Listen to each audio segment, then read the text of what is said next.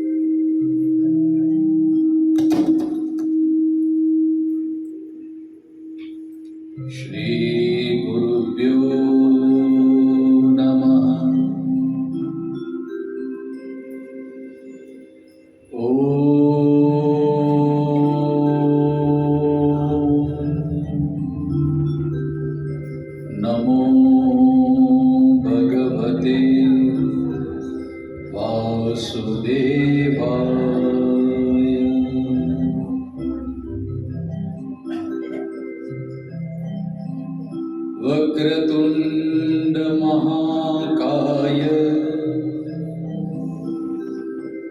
सूर्यकोटि समप्रभ निर्विघ्नं कुरु मे देव सर्वकार्येषु सर्वदा।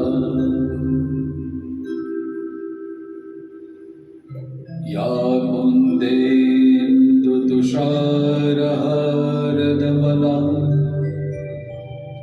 या शुभ्रवस्त्रावृता या वीणावरदण्डमण्डितकरा या श्वेतपद्मासना या ब्रह्माच्युतशङ्कर प्रभृतिभिः देवैः सदा वन्दिता सा मां पातु सरस्वती भगवती निशेषजाड्या।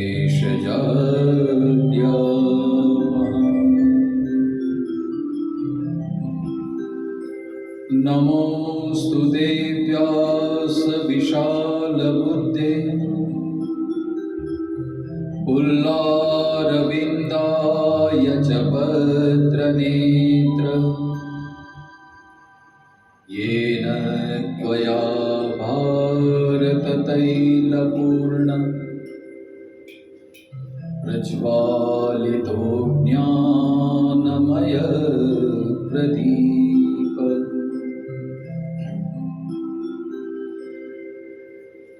योऽन्तःप्रविश्य मम वाचमिमां प्रसुप्ताम् सञ्जीवयत्यखिल शक्तिधरस्वधाम्ना अन्यांश हस्तचरणश्रवणत्वगादि प्राणान्नमो भगवते पुरुषाय तुभ्यम्। वसुदेवसुतं देवं कंसचाणूरमर्दनं देवकी परमानन्दं कृष्णं वन्दे जगद्गुरुम्। गुरुब्रह्मा गुरुविष्णु गुरुदेवो महेश्वर गुरु साक्षात् परब्रह्म तस्मै श्री गुरवे नमः। मूकं करोति वाचालं पंगुर्लंघयते गिरिं यत्कृपात्तमहं वन्दे परमानन्दमाधवम्। श्री कृष्ण कन्हैया लाल की जय। करारविन्दे न पदारविन्दं मुखारविन्दे विनिवेशयन्तं भर्गस्य पत्रस्य पुटे शयानं कालं मुकुन्दं मनसा स्मरामि। श्रीकृष्ण गोविन्द मुरारे हे नाथ नारायण वासुदेव दिव्ये वसुवामृतमेतदेव गोविन्द दामोदर माधवेति।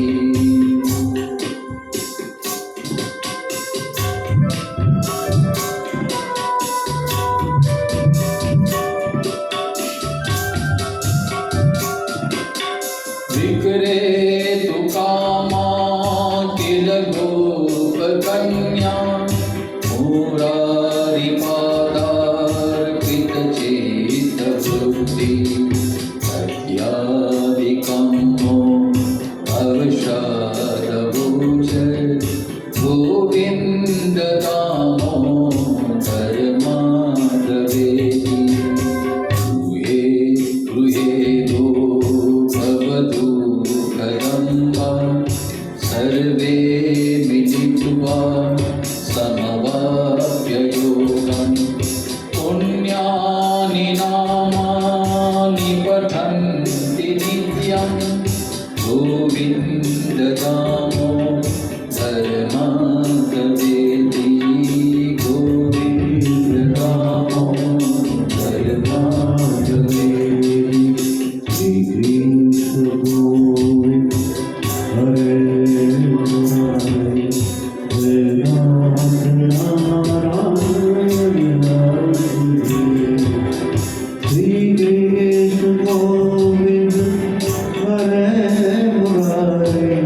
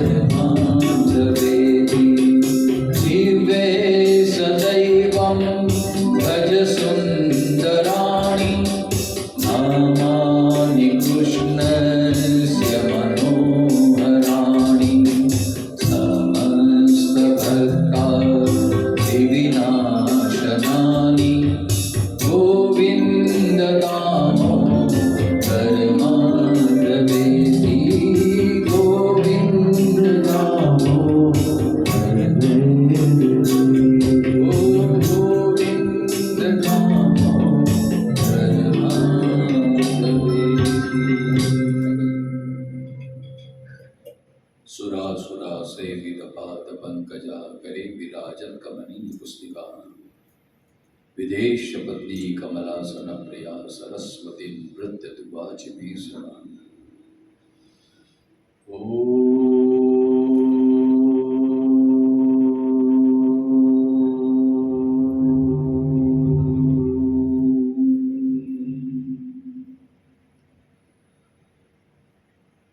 सच्चिदानंद रूपाय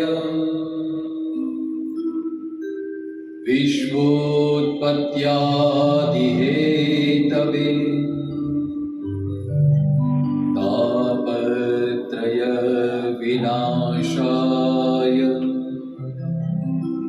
श्रीकृष्णाय वयं नमः। यं प्रव्रजन्तमनुपेतमपेतकृत्यम् द्वैपायनो विरहकातर आजुहाव पुत्रेति तन्मयतया तरवो विनेदु स्तं सर्वभूतहृदयं मुनिमानतोऽस्मि स्तं सर्वभूतहृदयं मुनिमानतोऽस्मि।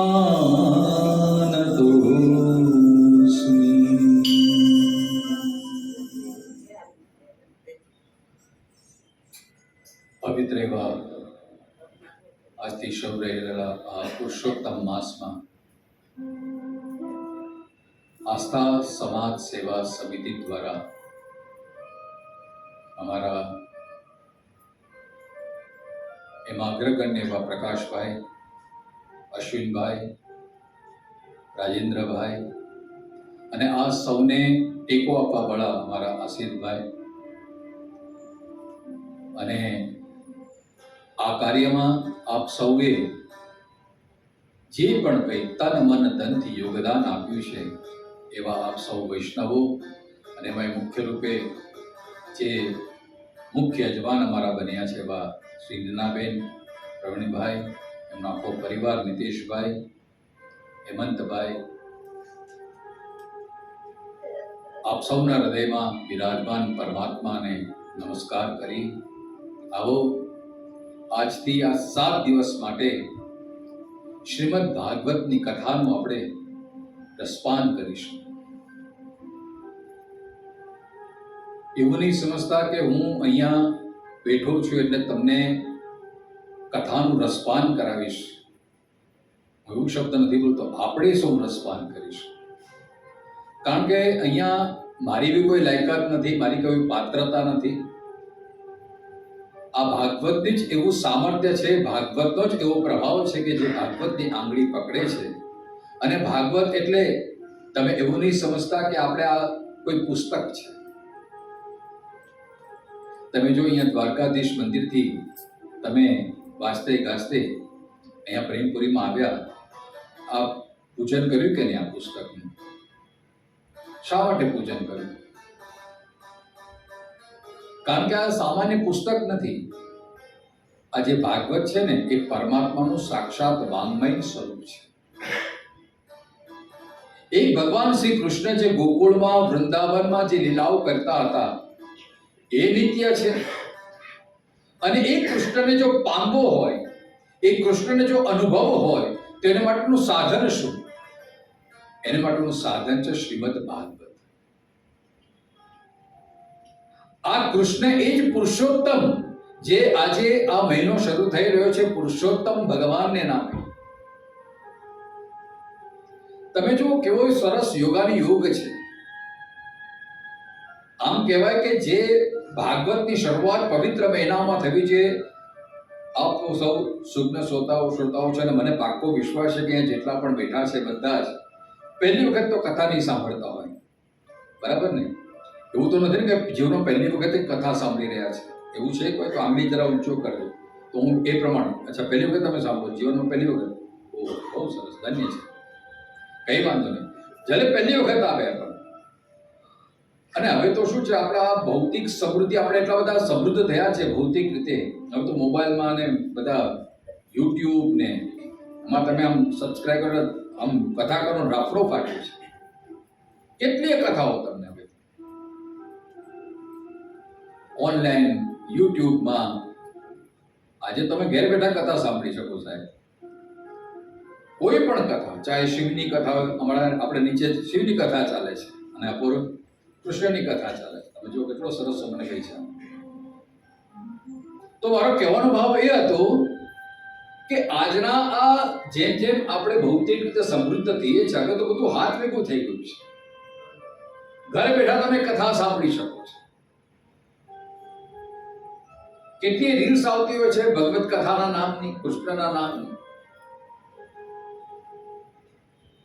તો કથા લગભગ આપણને બધાને ખબર છે કે આ ભાગવત શું છે, કોની કથા છે, ભાગવતમાં શું શું છે, બધું જ આપણને ખબર છે.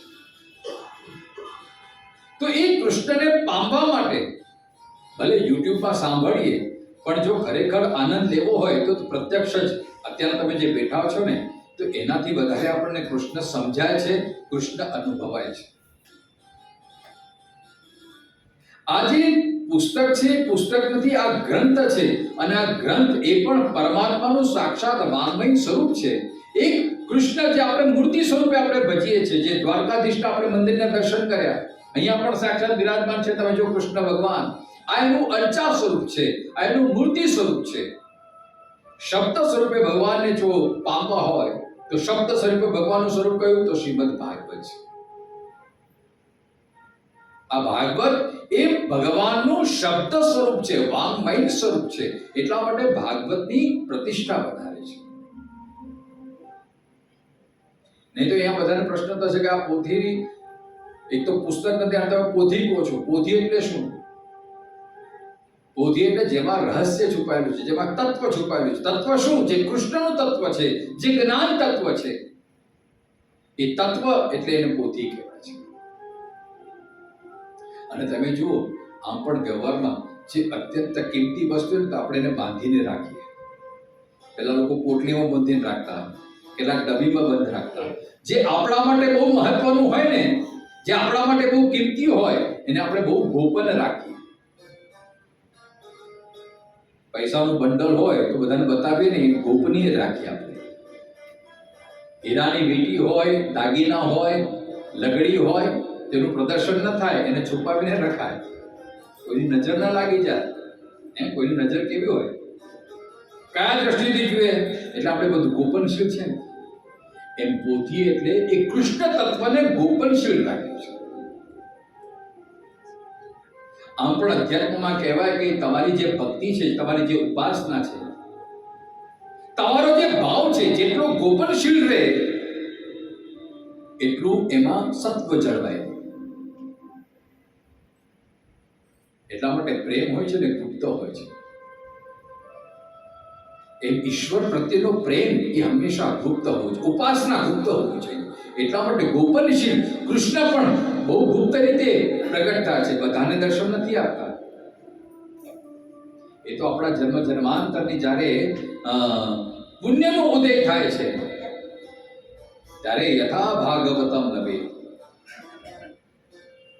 જન્મ જન્માંતરના પુણ્યનો ઉદય થાય એટલે એનું ફળ શું? પુણ્યનું ફળ શું? તો આ ભાગવત છે, આ કૃષ્ણ છે. કૃષ્ણ એ બહુ મોંઘેરી વસ્તુ છે. એટલા માટે એ પોથી છે. એ તત્વ બધાને નહીં સમજાય. એ કૃષ્ણ બધાને સમજમાં નથી આવતો સાહેબ. એ તો જે પરમ યોગી હોય, પરમ ગોપી જેવો જેનામાં ભાવ જાગૃત હોય, એને જ કૃષ્ણ શું છે સમજાઈ શકે છે. નહીં તો પછી આપણા જેવાની હાલત, જો આપણી પાત્રતા ન હોય, 7 દિવસ સાંભળીએ, થોડી ગુજરાતીમાં કહેવત છે ને, પોથીમાંના રીંગણા, હે ને, એવું થઈ જાય સાહેબ. તો આ 7 દિવસ સુધી આ ભાગવતનું શ્રવણ શું કરવાનું છે? શ્રવણ શા માટે? કારણ કે આપણે જેની સન્મુખ બેઠા છીએ, એ આ તમારી જે તમે જે પોથી પધરાવી છે ને એ પોથી એ ભગવાનનું સ્વરૂપ જ છે. મહાત્મામાં એવું આવે છે કે ભગવાન જ્યારે નિજધામ ગમનની જવાની તૈયારી કરતા હતા, ઉદ્ધવજી અંતિમ ક્ષણમાં ભગવાન પાસેથી જ્ઞાન મેળવી રહ્યા છે.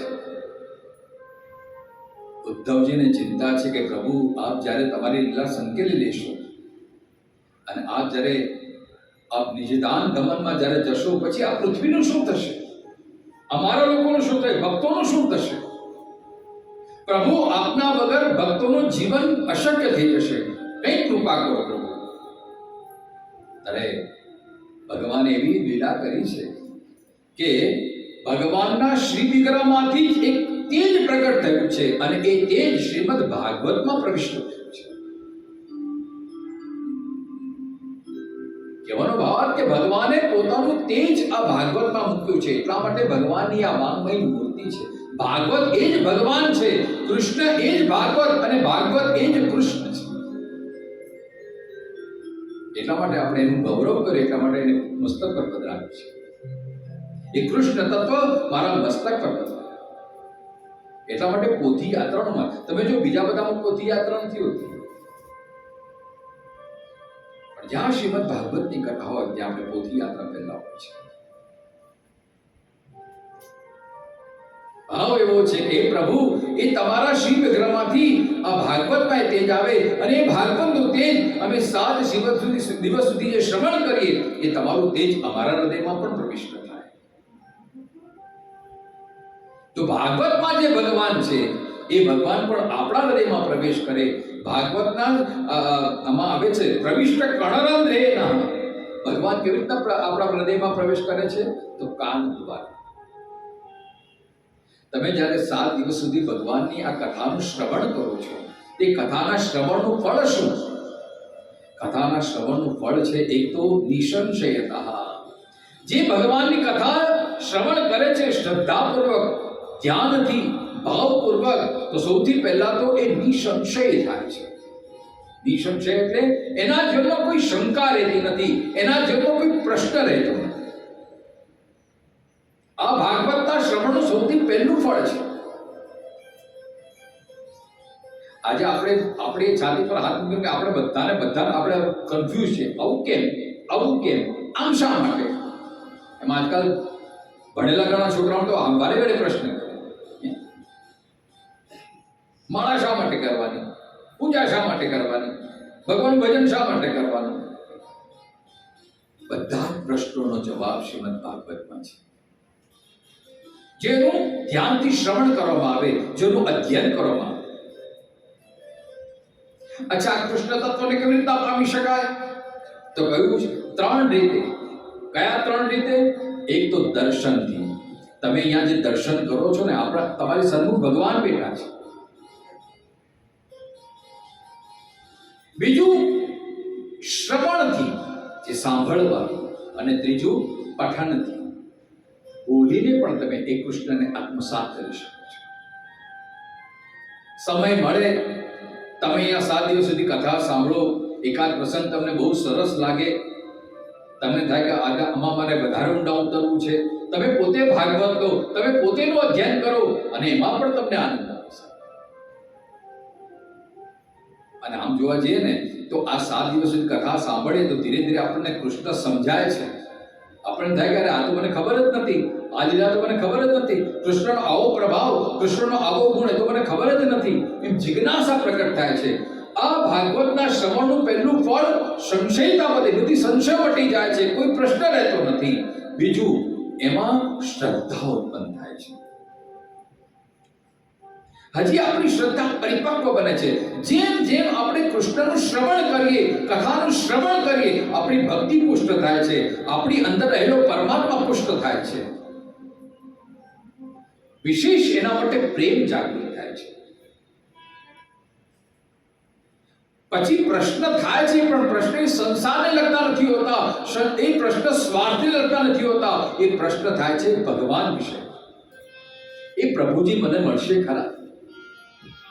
એ પ્રભુ કે જે ગોપીઓ સાથે રાસ કર્યો, એ પ્રભુ મારી સાથે રાસ રમશે ખરા? આ બધી જિજ્ઞાસા પ્રગટ થાય છે. ભાગવતના શ્રવણનું ચોથું ફળ છે. જેમ જેમ ભાગવતના શ્રવણ કરીએ છીએ 7 દિવસ સુધી કૃષ્ણ આપણા હૃદયમાં બિરાજમાન થાય છે, આપણા બધા દોષો દૂર થાય છે. તમે જો આપણે જે સ્નાન પર બેઠા છીએ ને, આ છે પ્રેમપુરી આશ્રમ. યોગાનું કેવું છે, તમે જો એક તો પુરુષોત્તમ માસ, પવિત્ર મહિનો, બીજું સ્થળ પણ તમે જો પવિત્ર સ્થળ પ્રેમપુરી આશ્રમ. આ જ્યારે પહેલા કથાનું બીજ રોપાયું ને તો ચર્ચાઓ થતી હતી ક્યાં રાખવી, કેવી રીતના કરવું. પહેલો વિચાર આવ્યો કે કોઈ તીર્થમાં જઈએ, હરિદ્વાર કે પછી કોઈ નર્મદાના તટે, કોઈ ગંગાના તટે. બહુ ઉત્તમ વિચાર આવ્યો. પણ પછી વિચાર કે ભાઈ આટલી બધી ગરમી છે, તડકો છે, લોકો આવશે કે નહીં તડકામાં, અને અહીંયા આટલી ગરમી પડે તો ગુજરાતમાં તો કેટલી ગરમી, 40-45 ડિગ્રી છે,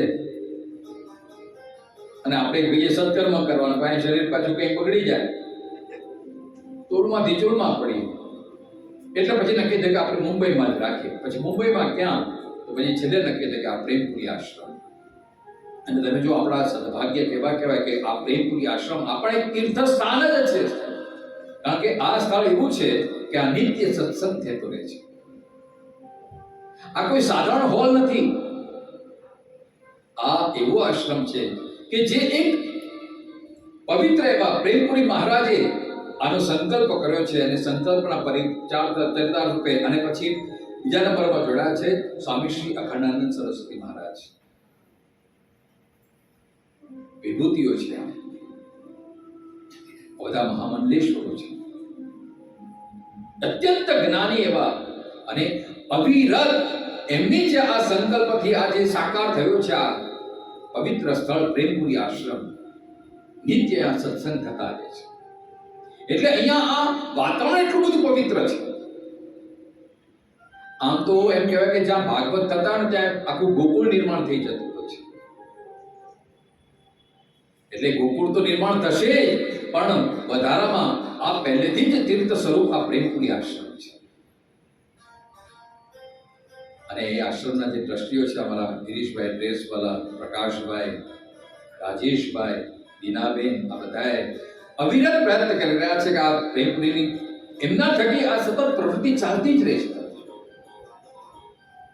નિત્ય અહીંયા સત્સંગ થતો રહે છે. સવારના પ્રાતઃકાળથી 8 વાગ્યાથી સ્વાધ્યાય શરૂ થઈ જાય, 2 કલાક, 8 થી 9, 9 થી 10 ઉપનિષદો પર.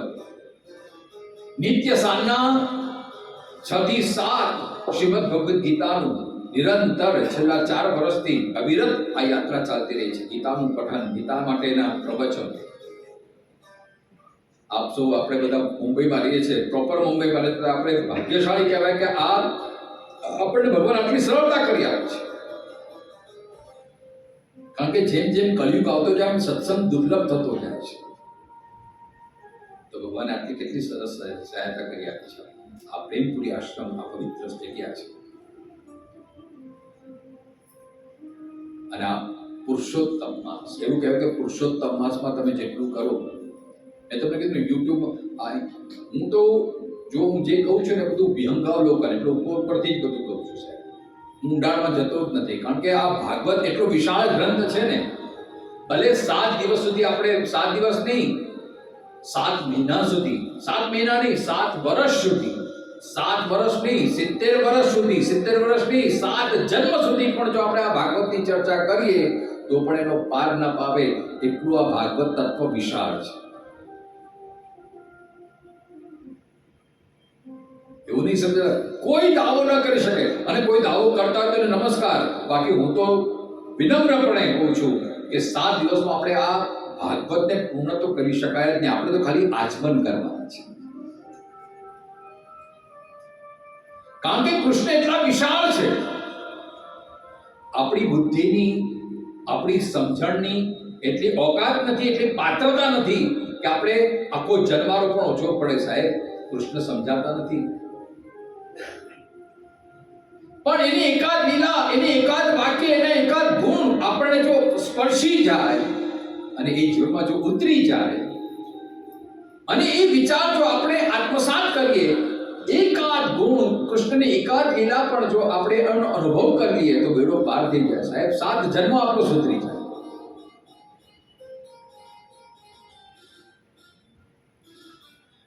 આપણે બહેનો બધા ઘઉં લેવા જાય, ઘઉં ચોખા અનાજ લેવા જાઓ કે નહીં, અને પછી ચકાસો કે નહીં ઘઉં કઈ ક્વોલિટીના છે.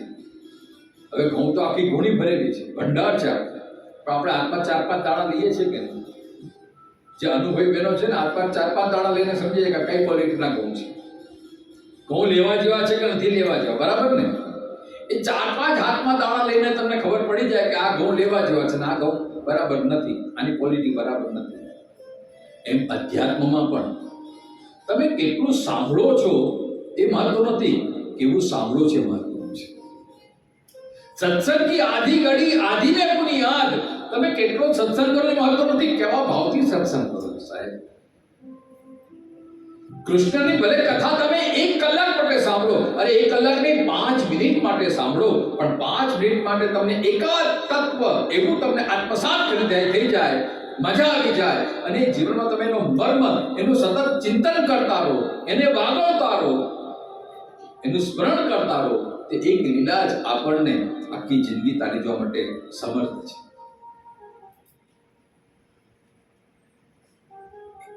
એવું નહીં સમજતા કે આપણે 7 દિવસમાં ભાગવત પૂરું થશે કે નહીં, થાય જ નહીં સાહેબ. કારણ કે ભગવાન એટલા વિશાળ છે. તમે સમુદ્ર છે ને, સમુદ્રને ક્યારે માપી ન શકાય. આકાશને કોઈ કેમ કહે છે કે મેં આખા આકાશને માપી લીધો? નહીં. પણ બધા પોતાની શક્તિ પ્રમાણે ઉડતા હોય. એક તરફ કુકડો પણ હોય, ચકલી પણ હોય, એક તરફ સમડી પણ હોય, ગીધ હોય. હવે તમે જુઓ, કુકડો છે, ચકલી છે, આ બધાની ક્ષમતા બહુ ઓછી હોય, એ પણ ઉડતા હોય પોતાની સામર્થ્ય પ્રમાણે, પોતાની ક્ષમતા પ્રમાણે ઉડતા હોય. અને સમડી કેટલી ઊંચી આકાશે જાય. સમડી એની શક્તિથી ઉડતી હોય, પણ કોઈ પણ પંખી એવો દાવો ન કરી શકે કે આખા આકાશને માપી લીધું, આખા આકાશનો મેં વ્યાપ કરી લીધો. નહીં, સમડી ભલે સમડી રીતે ઉડતું હોય તો પણ આકાશને ના માપી શકે. એમ ગમે એટલી આપણે ભગવત કથાઓ કરીએ, પણ હરિ અનંતા, હરિ કથા અનંતા. આ ભગવાન એટલો અનંત છે અને એની કથાઓ પણ એટલી અનંત છે. એટલા માટે તુલસીદાસજી કહે, સત્સંગ કી આધી ઘડી આધી મેં પુનિયા. જેટલું પણ આપણે શ્રવણ કરીએ, ભાવથી કરીએ, પ્રેમથી કરીએ, કૃષ્ણનો એકાદ ગુણ, એકાદ લીલા, એકાદ એનું નામ આપણા હૃદયમાં અંકિત થઈ જાય અને એનું સતત સ્મરણ કરતા રહીએ તો પણ આપણું બેડો પાર થઈ જાય. એટલા માટે શ્રીમદ ભાગવત છે. ભાગવતનું શ્રવણ કરવાના મુખ્ય 3 પ્રયોજન. એક તો ભગવાન શું છે આપણને ખબર પડે, બીજું ભગવાન જ્યારે ખબર પડે છે ત્યારે સાથે સાથે આપણી પાત્રતા પણ નિર્માણ થતી છે. ભગવાનને ભજવું, પણ ભગવાનને કોણ ભજે છે? હું ભગવાનને ભજું છું તો હું કોણ છું? આ બીજી પાત્રતા છે. ભક્તિ, જ્ઞાન અને વૈરાગ્ય, આ 3 વસ્તુ ભાગવતમાં છે. જેમ જેમ ભક્તિ વધે એમ એમ આપણને આપણી પાત્રતાની ખબર પડે છે. શંકરાચાર્ય કહે છે ને, કસ્ત્વમ ઓહમ કુત આયાત. કસ્ત્વમ, તું કોણ છે? અને આપણે જે મોટી મોટી જ્ઞાનની વાતો કરીએ છીએ, ઉપનિષદ લઈ લો, તમે બ્રહ્મસૂત્ર લઈ લો, ગીતા લઈ લો, આમાં સૌથી પહેલી જ્ઞાનની શરૂઆતમાં આ જ આવે છે કે હું કોણ. હુંથી શરૂઆત થાય છે જ્ઞાન. શ્રીમદ ભગવદ ગીતાના બીજા અધ્યાયમાં ભગવાને જ્યારે ઉપદેશ આપવાની શરૂઆત કરી ત્યારે સૌથી પહેલા તો આત્માનો પરિચય આપ્યો છે. આત્મા શું છે? અને આત્મા દ્વારા આપણને આત્મજ્ઞાન કરાવ્યું છે, આપણું સાચું સ્વરૂપ શું છે. શ્રીમદ ભાગવત આપણને આપણા સ્વનો પરિચય આપે છે, અને જે ક્ષણે આપણે આપણા સ્વનો પરિચય થઈ જાય છે એ જ ક્ષણે આપણને પરમાત્માનો પણ પરિચય થઈ જતો હોય છે. કારણ કે અંતિમ લક્ષ્ય તો એ જ છે કે હું અને એ પરમાત્મા, હું અને કૃષ્ણ બંને અલગ નથી, અમે એક જ છીએ. હું જ એ પરમાત્માનો અંશ છું.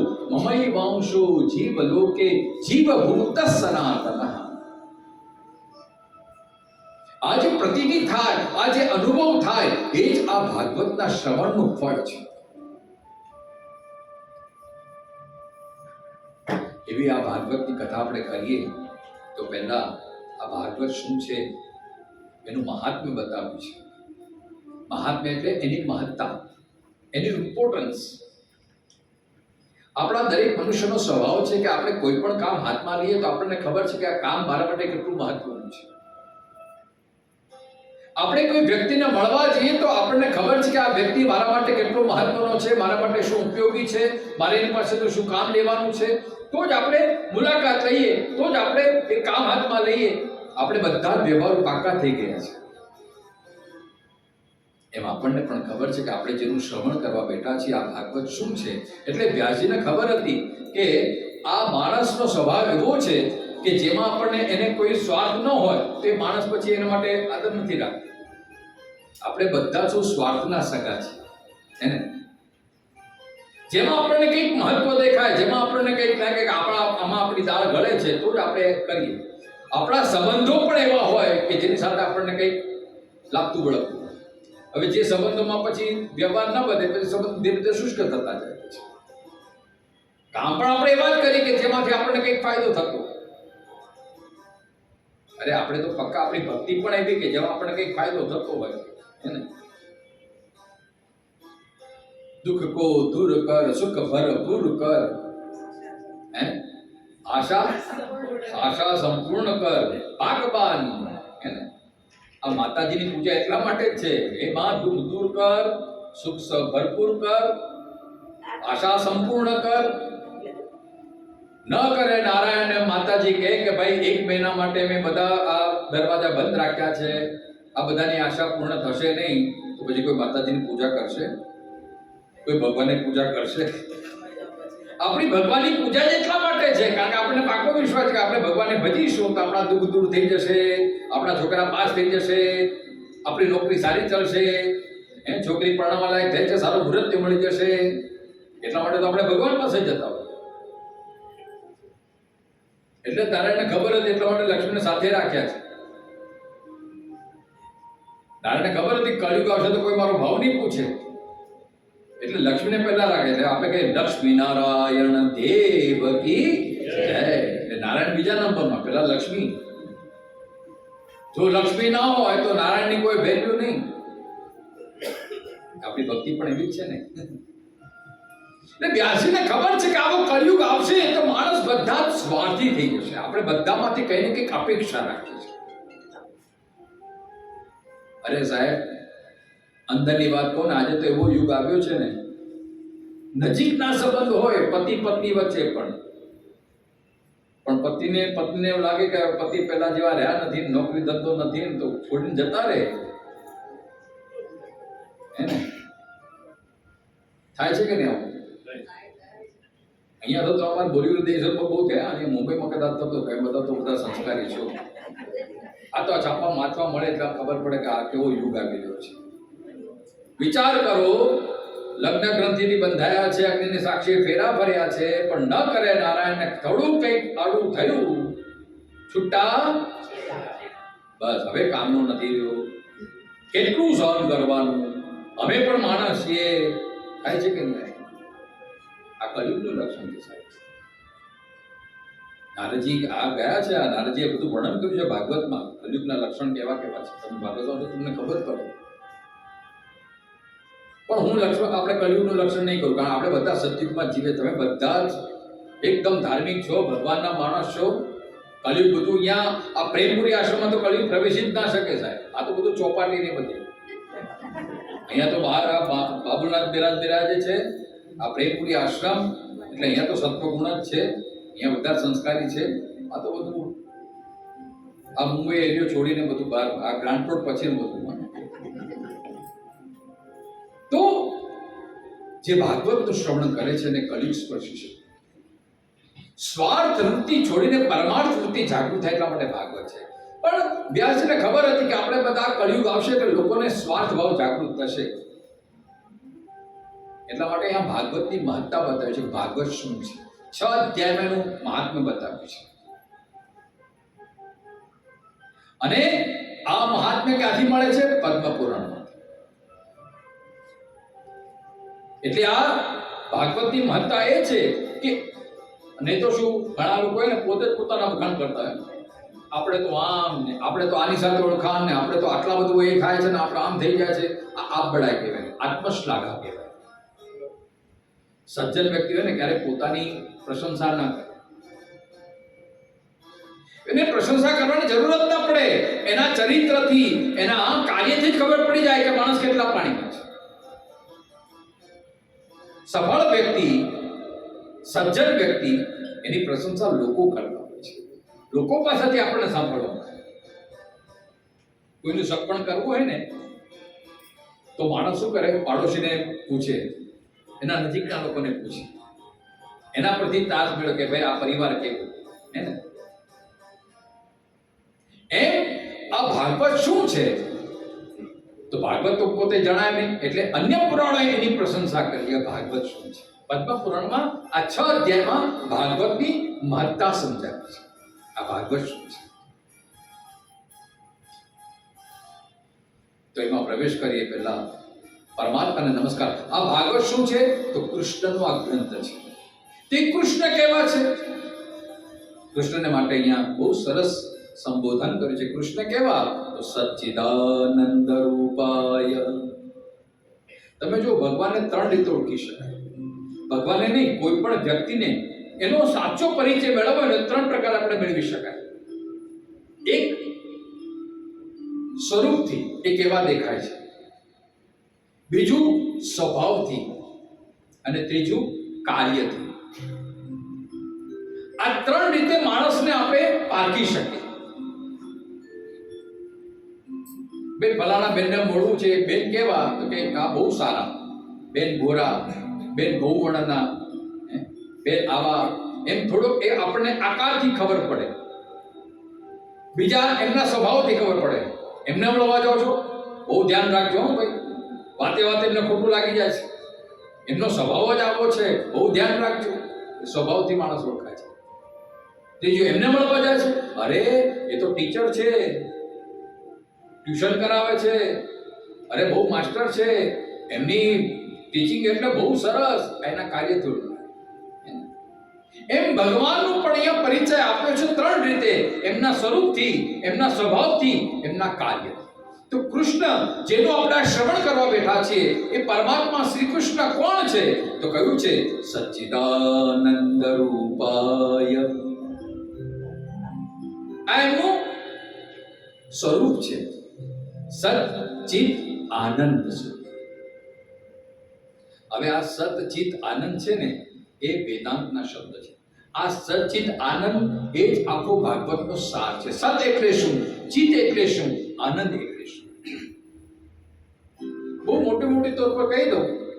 સત એટલે સત્ય, જે નિત્ય છે, જે શાશ્વત છે, એ સત્ય છે. પરમાત્મા શ્રી કૃષ્ણ કોણ છે? જે સત છે, એટલે જે નિત્ય છે, જે હંમેશ માટે છે. આપણે વ્યવહારમાં કહીએ ને, સાચું કદી છૂપું રહેતું નથી, સત્યનો કદી નાશ થતો નથી. અરે તમે ગમે તે કરો, હું સાચું લાવીને જ રહીશ, સત્યનો વિજય થાય છે.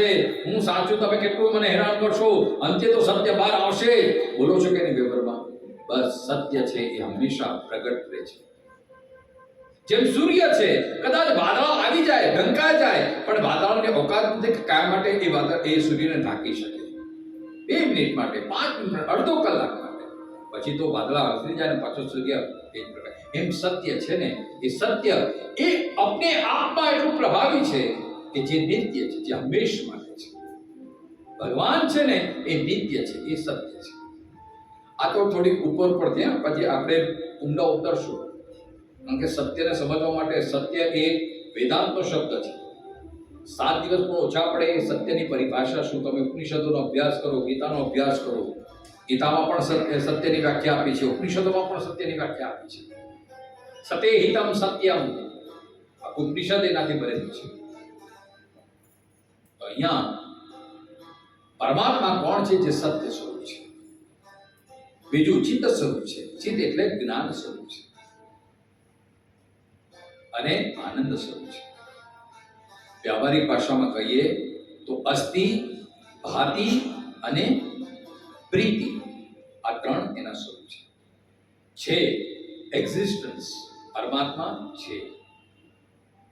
એ પરમાત્મા છે તો ક્યાં છે, કેવા છે, એનું જે જ્ઞાન થાય એ ચિત્ત સ્વરૂપ. એ પરમાત્મા છે, આવા છે તો એનો આપણને આનંદ મળે. જેમ ભક્તિ કરતા આપણને પ્રસન્નતા થાય, ભગવાનનું ભજન કરતા આપણને પ્રસન્નતા છે, એ અનુભવ થાય છે, એ આનંદ સ્વરૂપ છે. એટલા માટે તમે જો આપણા જે ભગવાન છે બધા એ સ્માઇલિંગ ફેસ વાળા છે, હે ને? કૃષ્ણ જો મંદ સ્મિત છે, રામ જો એનું મંદ સ્મિત છે. કોઈ પણ ભગવાન આપણા પ્રસન્ન ચહેરા વાળા છે. કોઈ સેડ, ઉદાસ એવા તમે ભગવાનને જોયા છે? તો ભગવાન કેવા છે? સત સ્વરૂપ છે, ચિત્ત સ્વરૂપ છે, આનંદ સ્વરૂપ છે. આ એનું સ્વરૂપ લક્ષણ. પછી એનું કાર્ય શું? પરમાત્મા શું કરે છે? તો કહ્યું છે વિશ્વોત્પત્યાદિ હેતવે. એ પરમાત્મા કરે છે શું? ભાઈ ફલાણા બધા માણસ છે, એમનો ધંધો શું, એમનું કામ શું? દુકાન છે, નોકરી કરે છે, બિઝનેસ કરે છે. એમ ભગવાન શું ધંધો કરે છે? તો ભગવાનનો ધંધો શું? વિશ્વોત્પત્યાદિ હેતવે. જેનાથી વિશ્વની ઉત્પત્તિ થાય છે, જેનાથી વિશ્વનું પાલન થાય છે, અને જેનાથી આ વિશ્વ એનો પ્રલય પણ થાય છે. આ જે શક્તિથી થાય છે, આ જે કરનાર છે, એ કોણ છે? એ પરમાત્મા છે. પછી તમે એને કોઈ પણ નામ આપો. અહીંયા કૃષ્ણની વાત છે એટલા માટે કૃષ્ણ કહ્યું છે. એને તમે શિવ પણ કહી શકો, એને તમે રામ પણ કહી શકો, એને તમે અંબા પણ કહી શકો, એને તમે ગણેશ પણ કહી શકો. જે તમને નામ લેવું હોય તમે લઈ શકો છો. પણ એ ભગવત, એ પરમાત્માનું આ કાર્ય છે, આ કામ છે. સર્જન કરવું, પાલન પોષણ કરવું, અને વખત આવે પોતાનામાં સમેટી. વિશ્વોત્પત્યાદિ હેતવે. અચ્છા, હવે એમનો સ્વભાવ કેવો? કેટલાકનો સ્વભાવ એકદમ શાંત, કેટલાકનો સ્વભાવ એકદમ પ્રસન્ન, કેટલાકનો સ્વભાવ એકદમ દુઃખી, પોતે પણ દુઃખી, જે આવે એને પણ દુઃખી કરી નાખે. તો પરમાત્માનો સ્વભાવ કેવો? પરમાત્માનો સ્વભાવ છે તાપત્રય વિનાશાય. આ પરમાત્માનો સ્વભાવ છે. શું સ્વભાવ છે? તાપત્રય વિનાશાય. સ્વભાવ શું છે? જે તાપ છે, જે સંતાપ છે, જે દુઃખ છે, જે ક્લેશ છે, એ બધાને ભગવાન શું કરે છે? એને હરી લે છે, એનો વિનાશ કરી નાખે છે. નાશ નહીં, વિનાશ કરે છે. નાશ એટલે થોડું કચરો, વિનાશ એટલે કાયમ માટે. જે ભગવાનના શરણમાં જાય છે ને સાહેબ, ગમે તેવા દુઃખના પહાડ હોય, ગમે તેવી અડચણ હોય, ગમે તેવી વિટંબણાઓ હોય, પણ જે પરમાત્માનું શરણ લે છે, ભગવાન શું કરે છે? એના બધા તાપોને હરી લે છે. તાપમ, તાપ એટલે શું? તાપ એટલે જે પાપને કારણે આપણે જે ત્રાસ ભોગવીએ છીએ, એ ત્રાસનો જે ક્લેશ, એનો જે સંતાપ, એનો જે બળાપો છે, ભગવાન હરી લે છે. એટલે અહીંયા બહુ સમજવા જેવી વસ્તુ છે સાહેબ, કે કર્મના સિદ્ધાંત પ્રમાણે આપણને જે ભોગવવાનું છે તો ભોગવવું પડશે. સારા કર્મો કર્યા છે તો પુણ્ય રૂપે આપણને સુખ ભોગવું. સુખ તો બધાને ભોગવવું તો સારી રીતે આવડે છે, પણ પાપના જ્યારે ફળ ભોગવવાના આવે છે તો પાપ આપણને દુઃખ રૂપે આવે છે. તો કોઈ પણ દુઃખ હોય, તાપત્રય વિનાશાય, 3 પ્રકારના દુઃખની વાત કરી. આપણા એક અધ્યાત્મની વાત છે. દુઃખ કેટલા દુઃખ? જેટલા માણસ એટલા દુઃખ. વાત સાચી કે નહીં? દરેકના દુઃખ અલગ અલગ છે. કોઈને શારીરિક દુઃખ છે, કોઈને માનસિક દુઃખ છે, કોઈને આર્થિક દુઃખ છે, કોઈને સામાજિક દુઃખ છે, કોઈને કૌટુંબિક દુઃખ છે. અહીંયા જેટલા બેઠા બધાને પોતાની એક દુઃખની વ્યાખ્યા હશે, એક તકલીફ હશે. આમ તો ભગવાને બધું સારું કર્યું છે, પણ આટલું દુઃખ છે, બસ આટલું થઈ જાય ભગવાન તો ભયો. સાચી વાત કે નહીં? હું ખોટું બોલતો તો કહેજો. બરાબર છે કે નહીં? બરાબર લાગે? અજીતભાઈ બરાબર છે બધું? હે? દરેકની દુઃખ, મારું દુઃખ અલગ, તમારું દુઃખ અલગ, બધાનું દુઃખ અલગ. આ બધા દુઃખને ભેગા કરી દો, કેટલા બધા દુઃખનો આખો પહાડ થઈ જાય. પણ આપણા શાસ્ત્રકારોએ આ બધા દુઃખને 3 ભાગમાં વિભાજિત કર્યા છે. આમાં બધા જ દુઃખ આવી જાય. કયા 3 દુઃખ? એક છે આધિદૈવિક, એક છે આધિભૌતિક, અને એક છે આધ્યાત્મિક. આધિદૈવિક દુઃખ એટલે શું? આધિદૈવિક એટલે પ્રકૃતિ દ્વારા જે પડતી તકલીફ. અત્યારે તમે જો ઉનાળો કેવો, આમ ગરમી ગરમી ગરમી, છાપામાં આવે ભાઈ અત્યારના યલો એલર્ટ, સાવધાન, ઘરથી બહાર નહીં નીકળતા. હવે આ તાપને અટકાવવાની તાકાત આપણામાં છે? કુદરત દ્વારા જે બધી તકલીફો પડે એને આધિદૈવિક કહેવાય. તડકો, ઢાળ, શિયાળામાં એટલી ઠંડી પડે, સ્વેટરો પહેરીએ તો પણ. આપણે મુંબઈમાં તો સારું છે બધું એકદમ સમાન, પણ તમે કાશ્મીર ને હિમાલયમાં જાઓ, બરફમાં જે લોકો રહેતા હોય, અમેરિકામાં જે લોકો રહેતા હોય, ડિસેમ્બર જાન્યુઆરી તો આખું બરફમાં જ રહેતા હોય, હાથેથી બધું સાફ કરવું પડતું હોય બધાને. તો આ પ્રકૃતિ દ્વારા ક્યારેક તડકો, ક્યારેક ઠંડી એકદમ, ક્યારેક અત્યંત વરસાદ, ક્યારેક સુનામી, ક્યારેક ભૂકંપ, ક્યારેક વાવાઝોડું, આ બધા આધિદૈવિક દુઃખ કહેવાય છે. બીજો દુઃખનો પ્રકાર છે આધિભૌતિક. આધિભૌતિક એટલે શું? બીજા દ્વારા થતો ત્રાસ. કોઈ માણસ આપણને હેરાન કરે, પછી માણસ નજીકનો હોય, દૂરનો હોય, પાડોશી હોય, કોઈ પણ રીતે એને આધિભૌતિક કહેવાય છે. કોઈ જીવ માત્રથી આપણને જે દુઃખ થાય, બીજાના લીધે આપણને દુઃખ થાય. ઘણી વખત આપણે સૂઈ જતા હોઈએ તો મચ્છર આપણને કરડી જાય, મચ્છર લીધે આપણી ઘરે થાય. ક્યારેક માકડ આપણને કરડે ને આપણું જાગી જાય ને ઢૂંચું થઈ જાય. આ બધા આધિભૌતિક દુઃખ છે. જીવ માત્રથી, પ્રાણી માત્રથી આપણને જે તકલીફ થાય એ આધિભૌતિક દુઃખ છે. અને ત્રીજું દુઃખ છે આધ્યાત્મિક. આધ્યાત્મિક એટલે પોતાના. જેમ જેમ શરીર ઉંમર વધતી જાય, આંખે દેખાતું ઓછું થઈ જાય, કાને સંભળાતું ઓછું થઈ જાય, પગ ઘૂંટણ દુખવાનું શરૂ થઈ જાય, એક એક પછી બધા રોગો શરૂ થઈ જાય.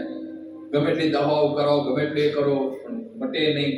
આપણે કે ભાઈ થાકી ગયા. શેનાથી? શરીરથી થાકી ગયા, લાચાર થઈ ગયા. ભાઈ આવું છે પણ શું થાય, ચલાતું નથી, કેવી રીતના આવીએ, દેખાતું નથી, સંભળાતું નથી, શક્તિ થઈ ગઈ, કોઈ આવે, કોઈ અમને લઈ જાય, મૂકી જાય તો થાય, હવે એકલા માણસ, અમારે એટલી શક્તિ રહી નથી. આ બધા આધ્યાત્મિક દુઃખ કહેવાય છે. તમે જો આ ત્રણ પ્રકારમાં બધા દુઃખ આવી જાય. એટલા માટે કહ્યું તાપત્રય વિનાશાય. આ ભગવાનનો સ્વભાવ છે કે જે જીવ શરણાગત ગમે તેવો આધિદૈવિક હોય, આધિભૌતિક હોય, આધ્યાત્મિક હોય, પણ પરમાત્માના આ નામમાં, પરમાત્માના ભજનમાં, પરમાત્માની કથાની શ્રવણમાં એટલી તાકાત છે કે જે જીવ પણ પરમાત્માને શરણે આવે છે, પરમાત્મા એના બધા દુઃખોને દૂર કરે છે. તાપત્રય વિનાશાય. જેમ ઘોર આ તડકો ચાલતો હોય, આપણે ચાલતા હોઈએ, તડકો લાગી રહ્યો છે અને અચાનક એક ઘટાદાર વૃક્ષ આપણે જોઈએ, લીમડાનું ઝાડ છે, એની આમાં એના છાડામાં આપણે ઉભા રહીએ તો આપણે કેટલી ઠાઠક થાય છે. એને એમ થાય કે હાશ. એમ આ કલિયુગી તાપથી બધા સંતપ્ત થઈ રહેલા આ એક ઘટાદાર વૃક્ષની ગરજ સારે છે આ ભાગવત. જે નિત્ય ભાગવતનું શ્રવણ કરે છે, જે નિત્ય ભગવાનનું ભજન કરે છે, ભગવાન એના બધા દુઃખોને દૂર કરી દે છે. આપત્રય વિનાશાય શ્રી કૃષ્ણાય વયં નમઃ. એવા પરમાત્મા શ્રી કૃષ્ણને અમે નમસ્કાર કરીએ છીએ. વયમ, વયમ એટલે શું? આપણે સૌ. અમારા સંસ્કૃતના ટીચર અહીંયા એક બેઠા છે, એ આપણને ખબર, જો આપણે વ્યાકરણની ભાષામાં કહેવાય ને, એક વચન, દ્વિવચન અને બહુવચન. હે ને? એક વચન એટલે હું, દ્વિવચન એટલે અમે બે, અને બહુવચન એટલે આપણે બધા. એમ આ સંસ્કૃતમાં પણ વયમ એટલે આપણે બધા બહુવચનમાં છે. અહમ, આવામ અને વયમ. અહમ એટલે હું, આવામ એટલે બે જણ, અને વયમ એટલે અમે બધા. અમે બધા એટલે આપણે સૌ. એવું નહીં સમજતા કે હું એટલે શ્રેષ્ઠ. આપણે બધા સાથે આ યાત્રા કરવાના છે. એટલા માટે કહ્યું શ્રી કૃષ્ણાય વયં નમઃ. એવા પરમાત્માને અમે સૌ નમન કરીએ છીએ. કેમ સૌ? કારણ કે જો આપણે ભગવાનને નમન કરીએ પણ બાજુવાળો નમન કરે, એ કહે આમ ના કોઈ દિવસ શું પગે લાગ્યા કરો છો. આપણી મશ્કરી કરે. એના માટે એને પણ કહીએ કે ભાઈ તું પણ પગે લાગ, આપણે સાથે લાગીએ, એને પણ સાથે લઈએ. એટલે આ અધ્યાત્મની યાત્રા છે ને બધાને સાથે સંગચ્છમ ત્વમ. બુદ્ધનો આ આદેશ છે. ધર્મમ ગચ્છમ એટલે ધર્મની તરફ ગચ્છત્વમ અને સંગમ ગચ્છત્વમ, સંઘ સાથે છે. આપણી આ આધ્યાત્મની એક ઉન્નત ભાવના છે. હું એકલો વિકાસને પંથે ના ચાલું, હું બધાને સાથે લઈને ચાલું. એટલા માટે આપણી પ્રાર્થના પણ કેવી છે? સર્વેત્ર સુખિનઃ સંતુ સર્વે સંતુ નિરામયા. એવું નથી કે ભગવાન હું સુખી થાઉં, ભગવાન મને નિરામય કરો. નહીં, ભગવાન બધાને સુખી કરો. એટલું વચન છે ને, સૌનું કરો કલ્યાણ પ્રભુ તું, સૌનું કરો કલ્યાણ. આટલું જ આવે. સૌનું કરો કલ્યાણ. એક તો સમય ઓછો છે આપણી પાસે, કંટાળો નથી આવતો ને ભાઈ બધાને? એ તો કહેજો, આપણે થોડું વિરામ કરી દઈશું. ઊંઘ નથી આવતી ને? એકાદ ભજન, એકાદ કીર્તન કરીને પછી આગળની કથા કરીએ. તમે બોલો, ભજન સાંભળ્યું કે કથા સાંભળવી? કથા સાંભળી પાક્કું? ચા પી લીધી છે ને? બરાબર છો ને બધા? કહી દેજો ને. તો મારો તો શું, બોલવાનો જ સ્વભાવ છે ભાઈ. મારે તો બોલ્યા કરીશ, પણ તમે બધું પછી આપણે બહુ હાઈ ડોઝ ના થઈ જવું જોઈએ. એટલે જરા કહેતા રહેજો. જાગો છો ને બધા? ચાલો. શ્રી કૃષ્ણાય વયં નમઃ. અમે બધા સૌનું કરો કલ્યાણ દયાળુ પ્રભુ, સૌનું કરો. એટલે બહુધામ થાય એમાં આપણે પણ આપણો નંબર લાગી જ જાય ને. એટલા માટે સર્વેત્ર સુખિનઃ સંતુ. એટલા માટે યજ્ઞમાં સંગતિકરણ, યજ ધાતુથી આ યજ્ઞ શબ્દ. આપણે જ્ઞાન યજ્ઞ છે. એટલા માટે બધાને સાથે ચાલે છે. સૌના સહકારથી કાર્ય સિદ્ધ થાય છે. એટલા માટે શ્રી કૃષ્ણાય વયં નમઃ. અમે સૌ પરમાત્માને નમન કરીએ છીએ. પછી બીજા શ્લોકમાં જેના થકી આ ભાગવતની ધારા વહી એ સુખદેવજી જે મુખ્ય વક્તા છે એમને નમસ્કાર કર્યા છે. એ સુખદેવજી કેવા છે? સર્વભૂત હૃદય વિશેષણ આપ્યું. સર્વભૂત હૃદય એટલે દરેકને પોતાના લાગે. તમે જો દરેકના કોઈ માણસનો સ્વભાવ એવો હોય ને, જલ્દી બધામાં ભળી જાય. એટલો સરસ એનો સ્વભાવ હોય ને કે પારકું કોઈને લાગે જ નહીં. અને કેટલાકનો સ્વભાવ એવો હોય ને કડક, આમ એકદમ આમ વોટરપ્રૂફ, જળ કમળવત. ગમે એટલી કરે એક તો વાંધા બચકા બહુ પડે, બીજામાં ભળે જ નહીં. અમને તો આમ જોઈએ ને, અમને તો આમ જોઈએ ને, મને તેમ જોઈએ. અને કેટલાક એવા હોય કે એકદમ સરળ હોય. વ્યવહારમાં કહે છે ને ભાવશે ને ચાલશે, આવા અભિવૃત્તિ વાળા ક્યાંય પણ એડજસ્ટ થઈ જાય એવા. અને દરેકને પોતાને લાગે અરે તમે આગળ બહુ સારું કર્યું. 5 મિનિટમાં તો એમ લાગે કે જાણે કેટલાય વર્ષોનો સંબંધ હોય. અને કેટલાક એવા કે આવા ગાઢ સંબંધ હોય પણ એવો વ્યવહાર વાતે એમ થાય કે ભાઈ આ જાય તો હાલ, આ છૂટાય તો હાલ.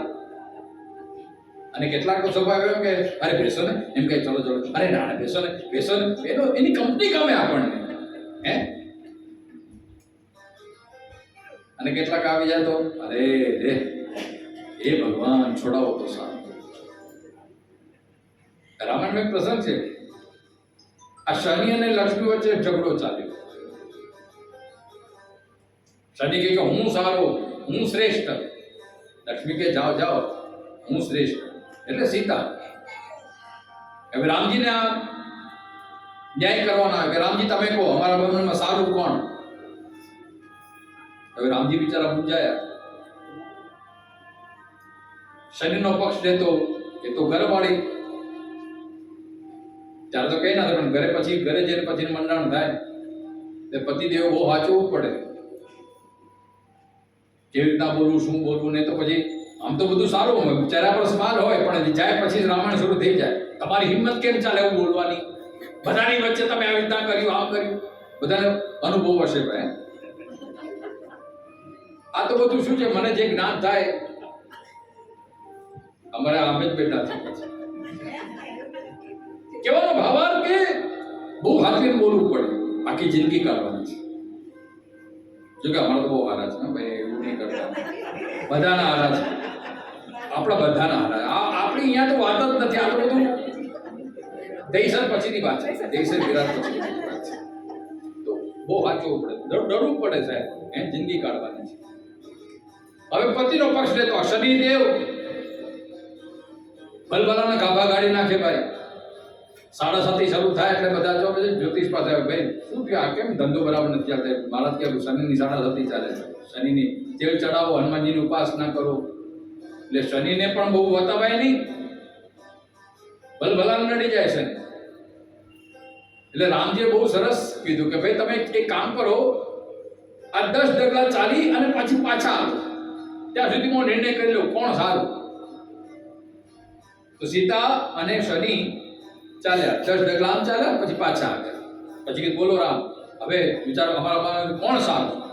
રામે બહુ સરસ જવાબ આપ્યો કે એ શનિદેવ તમે જ્યારે જાઓ છો ને ત્યારે બહુ હારા લાગો છો, અને સીતાજી તમે જ્યારે આવો છો ને ત્યારે બહુ હારા લાગો. એટલે સર્વભૂત હૃદય એટલે એની જેનું આવવું ગમે, જેની સાથે બેસવું ગમે, જેની સાથે વાતો કરવી ગમે, એ સર્વભૂત. સુખદેવજી એવા છે સાહેબ. સુખદેવજી જ્યારે એમનો જન્મ થયો, આગળ આપણે પ્રથમ સ્કંદમાં કથા જોઈશું. એક તો 12 વર્ષ સુધી મારા પેટમાં રહ્યા છે, બહાર આવતા જ નથી. કેમ? કારણ કે સંસારની માયા લાગી જાય.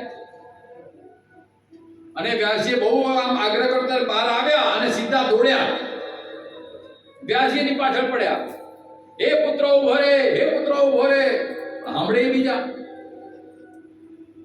અને છેવટે જંગલમાં ગયા તો એ સુખદેવજી વધી બધા વૃક્ષોએ જવાબ આપ્યો. એવા સર્વભૂત હૃદય એટલે વૃક્ષોને પણ પોતાના લાગે, પ્રકૃતિને પણ પોતાના લાગે છે. કારણ કે સુખદેવજીની પ્રકૃતિ એટલી સુંદર હતી, સ્વભાવ એટલો સુંદર હતો કે દરેકને પોતાના લાગે છે. એટલા માટે સર્વભૂત હૃદય એવા સુખદેવજીને પ્રણામ કર્યા છે. પછી કથાની શરૂઆત થાય છે સૂત અને શૌનકના સંવાદથી. તમે જો વ્યાસ રચિત કોઈ પણ તમે પુરાણનો અભ્યાસ કરશો ને તો આ વ્યાસની શૈલી છે, વ્યાસની સ્ટાઇલ છે. કથાની શરૂઆત કેવી રીતના કરવી? સંવાદથી. આપણા બધા શાસ્ત્રો છે ને સંવાદથી ઉત્પન્ન થયા છે.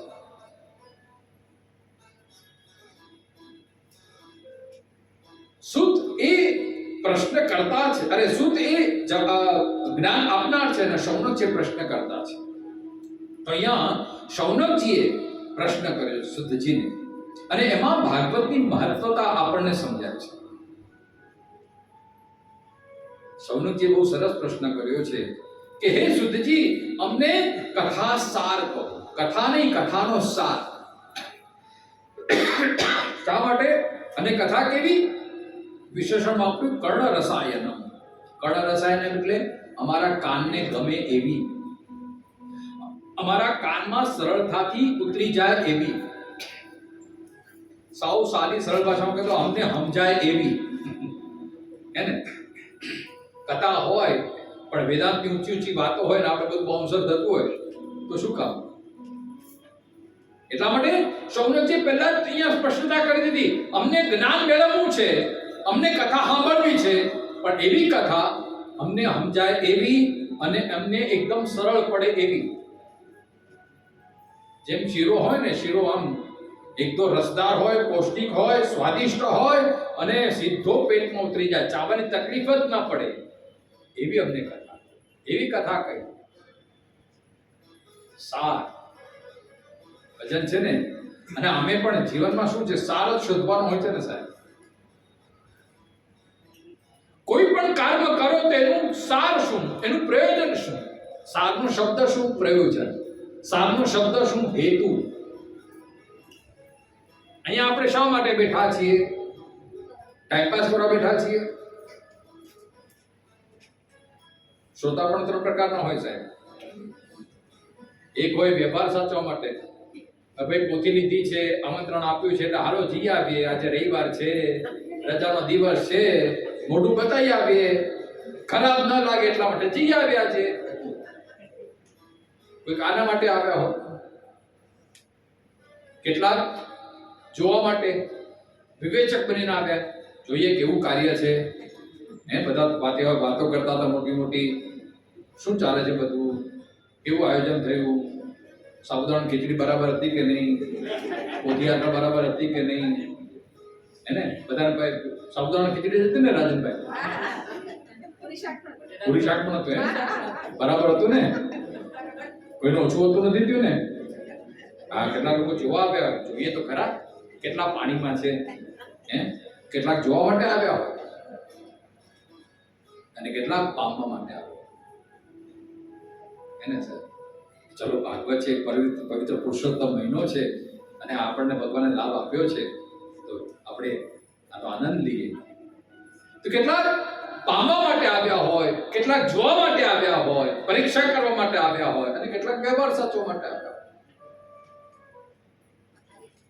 તો સાર, આપણું પ્રયોજન શું? કથામાં આવવાનું પ્રયોજન શું? તો હે શૌનકજી પૂછે છે કે સુચિ અમને એવો સાર કહો, એક બેઝિક સમરી ટાઈપ. અને સાચો બોલવું એટલે તમે કેટલું બોલો છો માનતો નહીં, ઓછા શબ્દો બધું કહી દો ને એ માણસ વધારે આકાશ ગણાય. અને ઘણા એટલું બધું બોલ એટલું બધું બોલ આપણા ખબર તો આ માણસ કેવા હું માંગે છે. અને કે એવું થાય, ગોળ ગોળ ગોળ ગોળ ચકળ બકળ પણ એમ કઈ હાર ખબર ના પડે આપણને. આને પેટમાં હું છે, હું કહેવા માંગે છે, આડું બધું બીજું બધું કહે છે પણ મૂળ વાત નહીં કહે. અને કેટલાક એવા હોય ઓછા શબ્દોમાં ખાલી ટકોર કરે અને માણસ બધું સમજી જાય ઈશારો ને, હે ને? અને એ તો સંબંધ પતિ પત્ની વચ્ચે બધાને અનુભવ હશે. મહેમાન આવ્યા, વાતચીત ચાલતી હોય અને જરાક આમ જોઈએ એટલે આમ થોડું ખબર પડી જાય કે હા કંઈક, એટલે પાછું આમ વાળી દે, સમેટી દે. એટલે આ બધા જેટલી સંબંધમાં ગાળતા હોય ને ત્યાં શબ્દો ગૌણ, ત્યાં શબ્દોની અસર જ ન હોય. ત્યાં તો ઈશારાથી જ વાત થતી હોય. ઈશારામાં બધું આમ આખું બધું રંધાઈ જતું હોય. સાહેબ આમ ખાલી નજરથી નજર પડે ને ખબર પડી જાય અમારા નૈનાબેન શું કહેવા માંગે છે. ફ્રેન્ડભાઈ વાત સાચી કે નહીં? પણ સમજી જાય એકદમ ચૂપ થઈ જાય પછી. હા, એમને આ બધાનો અનુભવ છે સાહેબ. એટલે શૌનકજીને ખબર હતી કે મહારાજ અમારી પાસે એટલો સમય નથી, ખાલી સમરી કહી દો, જે મેન વસ્તુ છે અમને કહી દો. કથા સાર કહી દો. આપણે બધાને એમાં જ ઇન્ટરેસ્ટ છે અને આપણે પણ સાર જ કહેવાના છે. હું ચિંતા નહીં કરતા, આપણે બહુ ઊંડાણમાં જવું જ નથી. આપણે થોડું ફ્લાઇંગ વિહંગાવલોકન જ કરવાનું છે. કથા સારમ કર્ણ રસાયનમ, જેથી અમારા કાનને આનંદ આપે. રસાયનમ શેના માટે? હવે તો અમે જો આ ભાગવતની મહત્તા, આ ભાગવત છે ને કથાનો સાર છે, કૃષ્ણનો સાર છે, કૃષ્ણનો અર્થ છે. એનાથી શું થાય? વિવેકો વર્ધતે મહાન. કથા શ્રવણનું ફળ શું છે? વિવેક જાગૃત થાય છે. વિવેક એટલે શું? જીવન શું છે? હું શું છું? મૃત્યુ પછી મારે ક્યાં જવાનું છે? આ બધું સાર જેને ખબર પડી જાય. આપણે અહીંથી નીકળ્યા હોય, પ્રેમપુરી જવું છે, પણ પ્રેમપુરી જવા માટે કયો રસ્તો લેવો, કેવી રીતના પહોંચવું એ આપણને ખબર જ ન હોય, તે માણસ પહોંચી શકે પ્રેમપુરી? ખાલી સાંભળવાથી, આપણે સાંભળ્યું છે પણ પ્રેમપુરી ક્યાં છે ખબર નથી, તો તમે પ્રેમપુરી પહોંચી શકશો નહીં. ડાયા માણસ શું કરે? કાં તો કોઈને પૂછે ભાઈ પ્રેમપુરી ક્યાં આવ્યું. પછી બીજી વસ્તુ, સાધન શું, કેવી રીતના જવું? ચાલીને જવું, ગાડીમાં જવું, સ્કૂટરમાં જવું, ટેક્સી કરી લેવી, આ બધા સાધનો. આને સાર કહેવાય.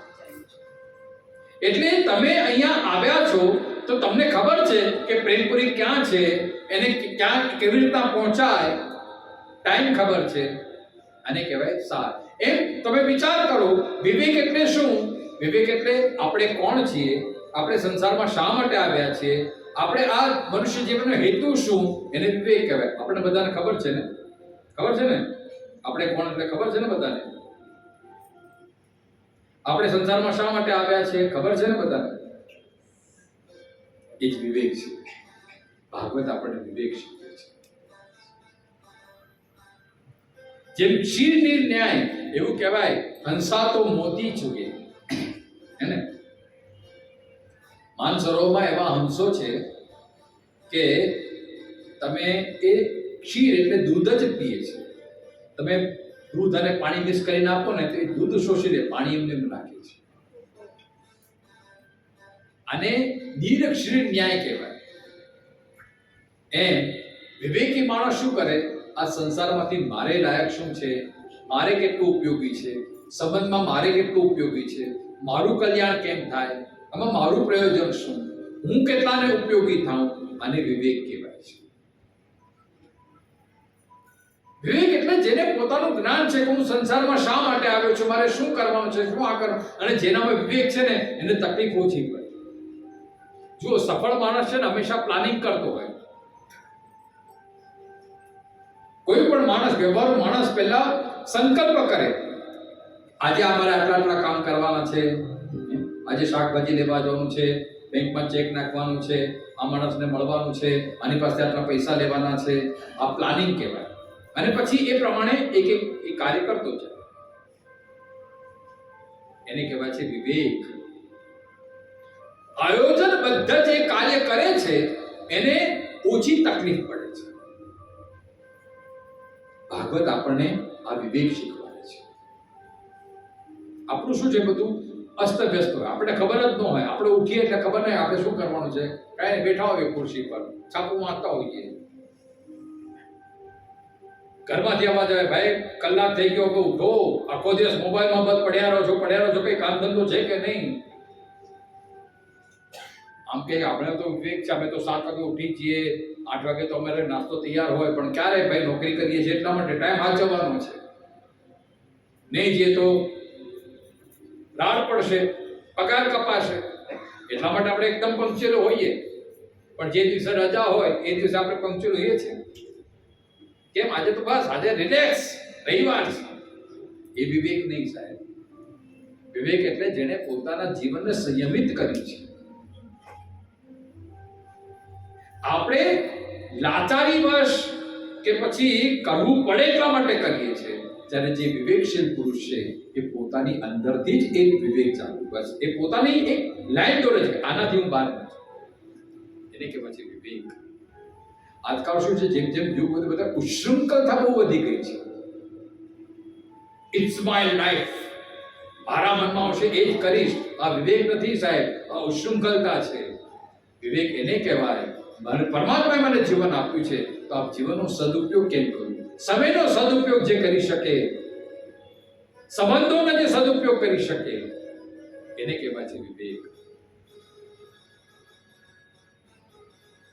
આમ તો ભગવાને બધાને આપણને સરખું જીવન, સમય બધાને માટે સરખો છે કે પરમાત્મા કોઈ પ્રત્યે પક્ષપાત કરતા જ નથી. પણ સમયને આપણે કેટલો સાચવીએ છીએ? જે સમયને સાચવે છે, જે સમયને સાધે છે, સમય એનું ગૌરવ કરે છે, સમય એને પણ સફળ કરે છે. અને જે સમયને વેડફી નાખે છે, સમય એને પણ વેડફી નાખ્યો છે. આને કહેવાય છે વિવેક. જે સમયનું કિંમત જાણે છે, જે જીવનની કિંમત જાણે છે, જે સંબંધોની કિંમત જાણે છે, જે ભક્તિની કિંમત જાણે છે, જે સત્સંગની કિંમત જાણે છે, એને વિવેક કહેવાય છે. અમૂલ્ય એવો મનુષ્ય દેહ મળ્યો છે, અને આ જો અહીંયા આપણા અવસર ચૂકી જઈશું તો ફરી પાછું પુનરપી જનનમ પુનરપી મરણમ પુનરપી જનની જઠરે શયનમ ચક્ર ચાલ્યા જ કરશે. માટે શોધી લે જીવનનો સાર, બાલવી શોધી લે જીવનનો સાર. ભાગવત આપણને વિવેક શીખે છે. આ ભાગવતના શ્રવણનું ફળ છે. તો ભાગવતના શ્રવણનું ફળ, એક તો આપણે નિસંશય થઈએ, પ્રભુમાં આપણી પ્રીતિ વધે. જેમ જેમ પ્રીતિ વધે, જેમ જેમ પ્રભુ પ્રત્યેનો પ્રેમ જાગૃત થાય, એમ એમ આપણને પ્રભુની કૃપાનો અનુભવ થાય છે. આ ભક્તિનું ફળ શું? ભાગવતનું ફળ શું?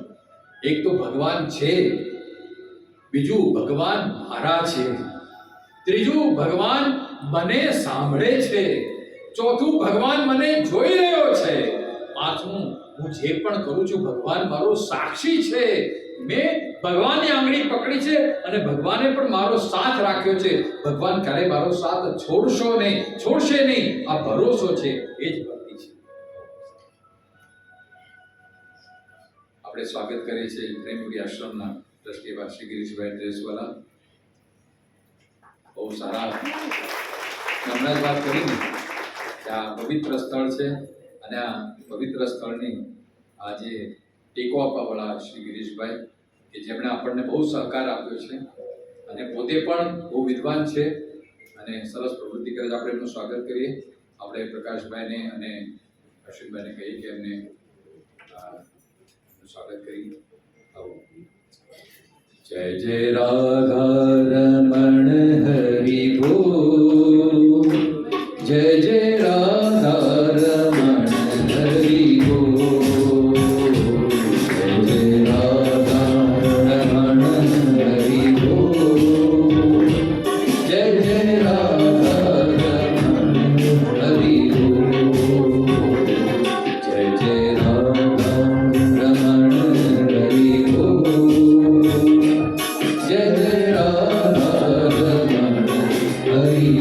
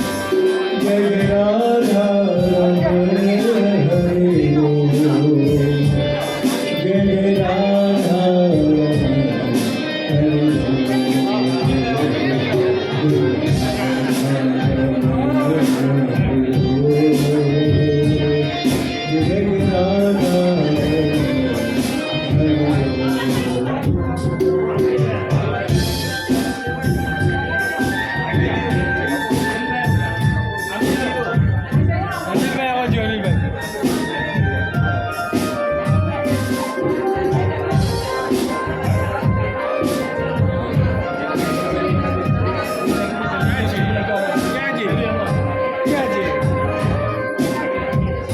હાલો જલ્દી જલ્દી ભાઈ, ચાલો ચાલો.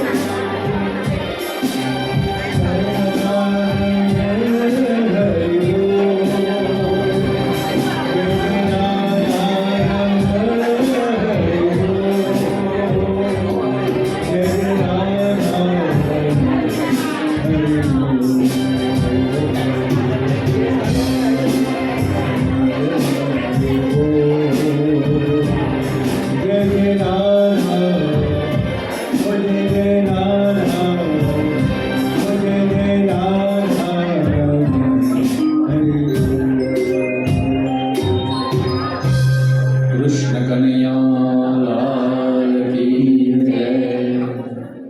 ચાલો બધા ફ્રેશ થઈ ગયા પાછા બધા. થોડી સુસ્તી લાગી ગઈ તો બધાને આપણા ગિરીશભાઈ બધાને એક્ટિવ કરી દીધા.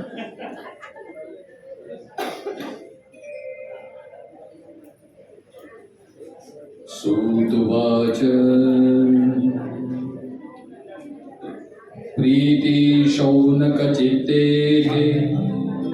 યતો વચમી વિચાર્ય ચ સર્વ સિદ્ધાંત નિષ્પન્નમ સંસાર ભયનાશનમ.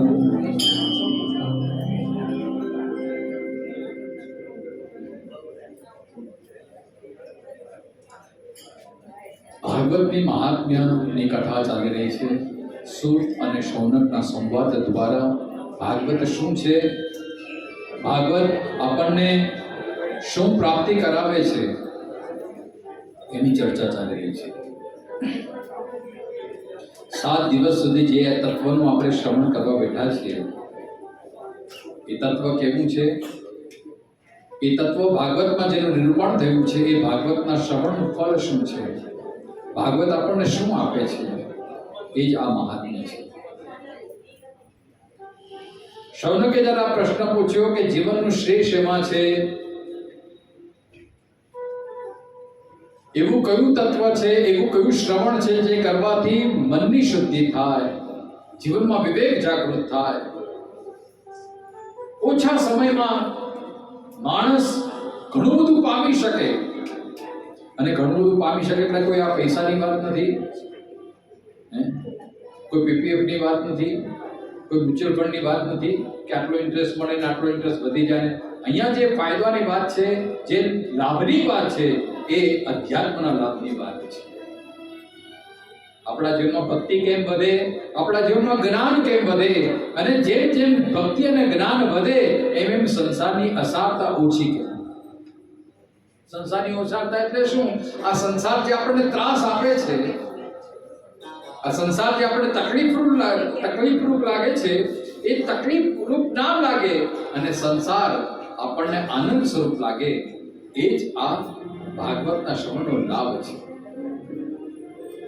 આ ભાગવતનું મહાત્મ્ય એ છે, સૌથી પહેલું લક્ષણ કે જે આનું સેવન કરે છે, ભાગવતનું સેવન કરે છે, સૌથી પહેલું સંસાર ભય નાશનમ. આ ભાગવત શું કરે છે? સંસારના ભયનો નાશ કરે છે. તમે જ્યારે આ ભાગવતનું શ્રવણ કરો છો ભાવપૂર્વક, ત્યારે અત્યારે આપણને ડર લાગે, કાલે શું થશે, આ મહિનો કેમ જશે, મોંઘવારી વધી ગઈ, આ પેટ્રોલનો ભાવ વધી ગયો, હવે બજેટમાં કમી કાપ મૂકવો પડશે, હવે કેમ ચાલશે. જે ભાગવત શ્રવણ કરે છે ને એને આ બધા ડર દૂર થઈ જાય. અરે ભગવાન બેઠો છે, કૃષ્ણને જે કરવું હોય તે કરે, જીવતું સિદ્ધને ચિંતા. દયારામનું ભજન છે બહુ સરસ.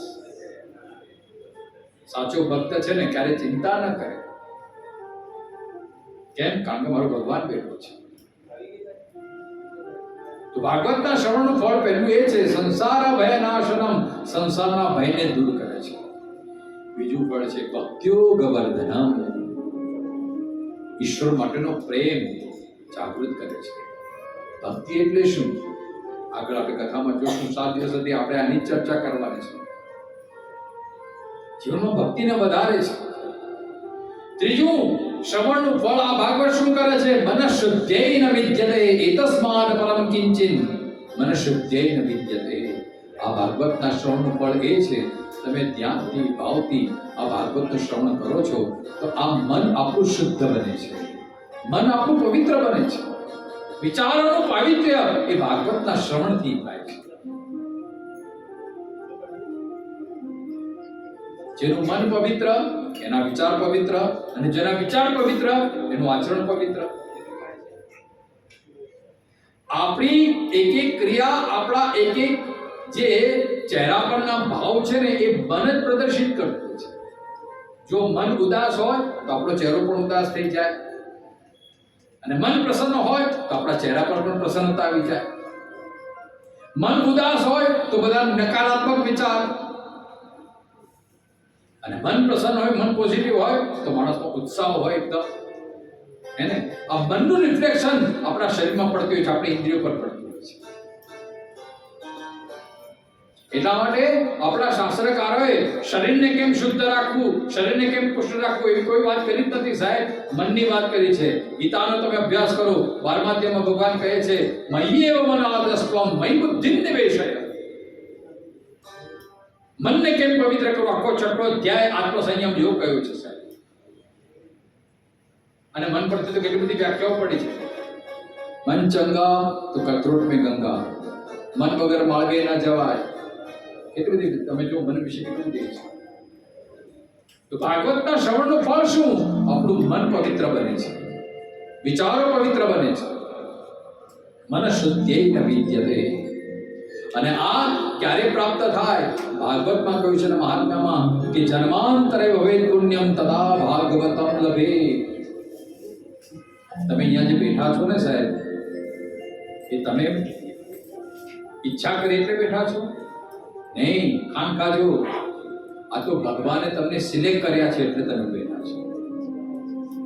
એ તો બધાના બસની વાત નથી આ ભાગવતનું શ્રવણ કરવું. જો પુણ્યના પાપ કંઈક આડું નડતું હોય ને તો કઈ ને કઈ તકલીફ આવી જાય. કેમ આવ્યા ને? અરે ભાઈ આવવાનો હતો પણ પછી શું અમારા મહેમાનનો ફોન આવી ગયો, પછી એમને હાથ ચૂકવવા પડે એટલે અમે નહીં આવ્યા. એ તમારું દુર્ભાગ્ય. એ ભગવાને તમને સિલેક્ટ ન કર્યા, ભગવાને તમને પાસ ન કર્યા. તમે અહીંયા આવ્યા છો કારણ કે ભગવાને તમને નિમંત્રણ આપ્યું છે, ભગવાને તમને અંગીકાર કર્યા છે. એટલા માટે તમે અહીંયા બેઠા છો અને આ ભાગવત સાંભળી રહ્યા છો. કદાચ એવું પણ હોય કે પુણ્યના થોડાક ફળ પાક્યા હોય, તમે અહીંયા આવ્યા હોય, તમે બેઠા હોય, પણ હજી પણ જો ભગવાનની પૂર્ણ કૃપા ન થઈ હોય તો શરીર ભલે અહીંયા બેઠું હોય પણ મન તો ચક્રાવે ચડતું હોય. મન ક્યાંય ઘરમાં ભમતું હોય, ઓફિસમાં ભમતું હોય, કોઈક રિલેશનમાં ભમતું હોય. ઘરે છોકરી શું કરતી હશે, બરાબર રાખ્યું હશે કે નહીં, આચવશે કે નહીં, અહીંયા બેઠા છીએ. તો જન્માંતરે ભવેત પુણ્યમ તદા ભાગવતમ લભેત. ભગવાન જેનો અંગીકાર કરે છે, ભગવાન જેના પર કૃપા કરે છે, એ કથામાં આવીને બેસે છે અને કથા એનામાં પ્રવેશ કરે છે. જો તો આપણે કથામાં આવીએ પણ કથામાં આપણે કેટલા ઉતરીએ? કથા આપણામાં બેસવી જોઈએ, એટલે આપણા મનમાં જવી જોઈએ, આપણા હૃદયમાં જવી જોઈએ. એ તો ભગવાનની કૃપા હોય ને તો જ આ શક્ય બને છે સાહેબ. એટલા માટે કહ્યું જન્માંતરે ભવેત પુણ્યમ તદા. જન્માંતરે એટલે જન્મ જન્માંતરના જ્યારે પુણ્યના ફળ ભેગા થાય ત્યારે ભાગવતના શ્રવણનો આપણને ફળ મળે છે.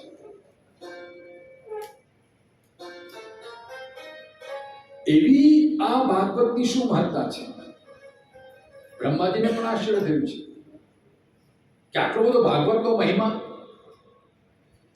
એક વખત બ્રહ્માએ જોયું તો દેવતાઓ બધા સ્વર્ગથી આવ્યા અને આ સુખદેવજી અને પરીક્ષિતની જ્યારે સંવાદ ચાલતો હતો, સુખદેવજી મહારાજ કથા કરી રહ્યા હતા, પરીક્ષિત મહારાજ સાંભળી રહ્યા હતા, તો દેવતાઓ સ્વર્ગમાંથી આવ્યા છે અને કહ્યું કે આ કથા અમૃત અમને આપો અને બદલામાં અમે એને સ્વર્ગનું અમૃત આપીશું. કેમ? કારણ કે પરીક્ષિતને શ્રાપ લાગ્યો છે, તક્ષક ના કરડશે. શમીક ઋષિનો, બ્રાહ્મણનો શ્રાપ છે.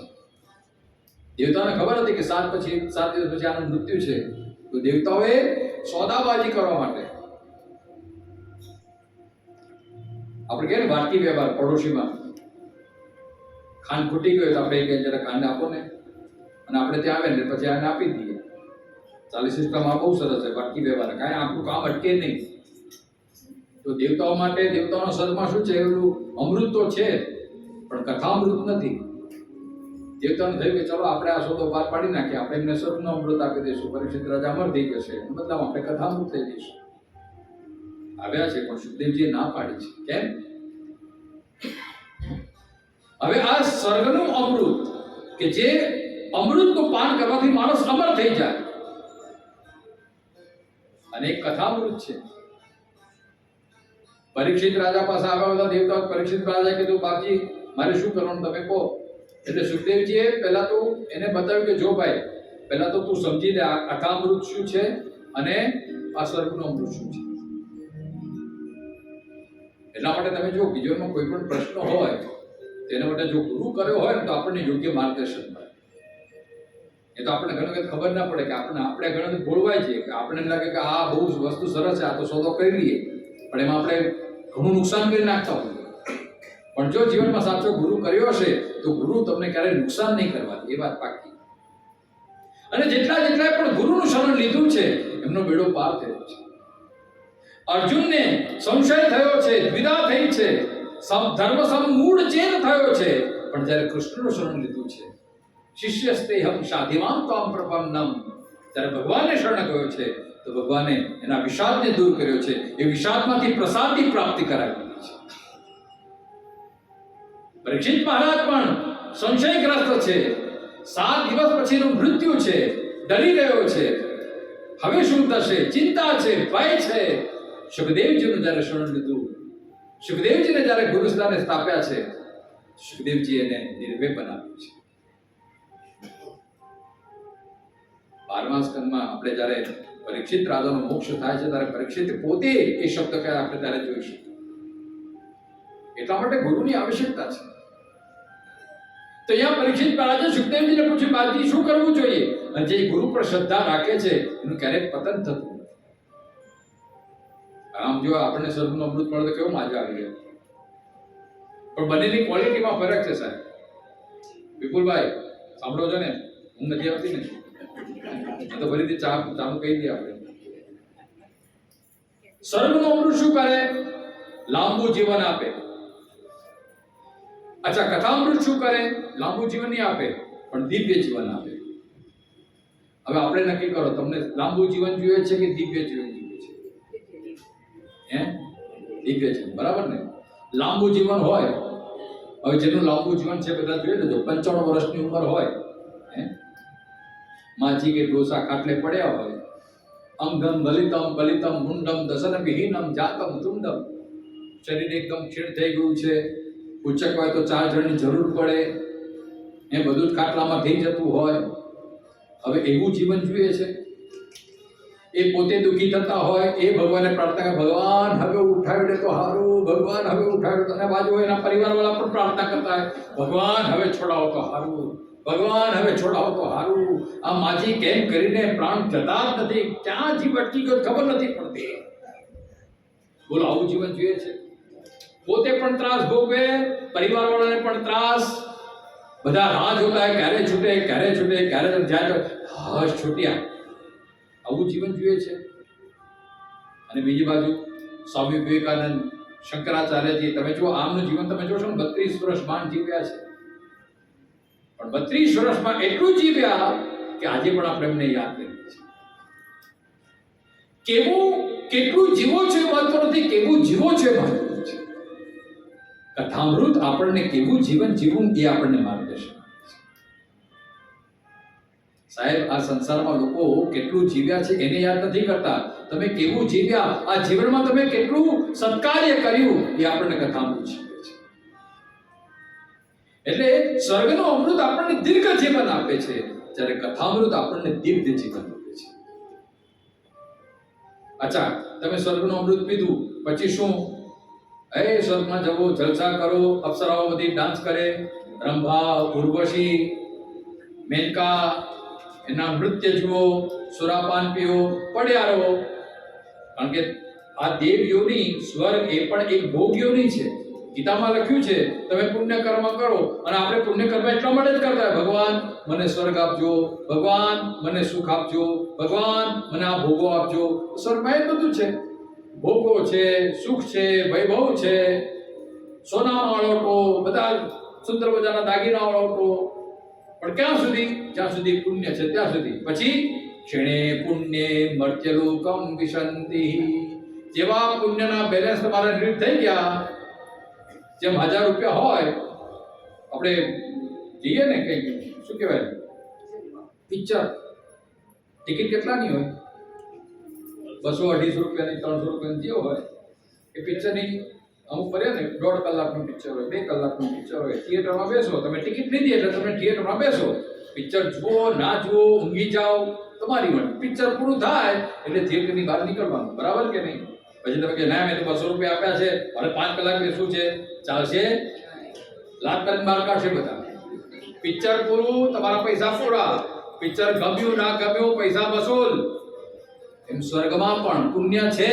આ પુણ્યની ટિકિટ લઈને તમે ગયા, એ પુણ્ય તમારા પૂરા થઈ ગયા, બેલેન્સ નીટ થઈ ગયું, હાલો પાછા.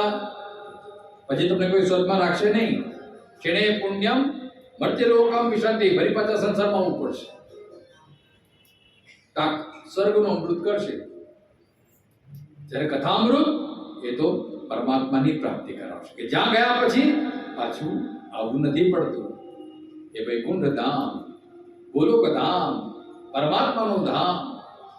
એ કથામૃતનું જેને પાન કર્યું હશે એને પરમાત્માની પ્રાપ્તિ થાય છે. એ સ્થાન એવું છે, ગીતાના 15મા અધ્યાયમાં કહ્યું છે ને કે જે મારા ધામમાં ગયા પછી પાછું એને આવવું પડતું નથી. યદ ગત્વા નિવર્તન્તે તદ્ધામ પરમં મમ. જે ધામમાં ગયા પછી પાછું આવવું પડતું નથી, એ પરમાત્માનું ધામ. એ ધામ ક્યારે મળે? જ્યારે આ કથામૃતનું પાન કર્યું હોય ત્યારે. અને બીજા બધા સત્કાર્ય કર્યા હોય તેના પુણ્યના પ્રતાપે તમને સ્વર્ગ મળે, એમાં સુરાપાન. એટલા માટે સુખદેવજી આ બધી તમે જુઓ ક્વોલિટી સમજાવે છે. પછી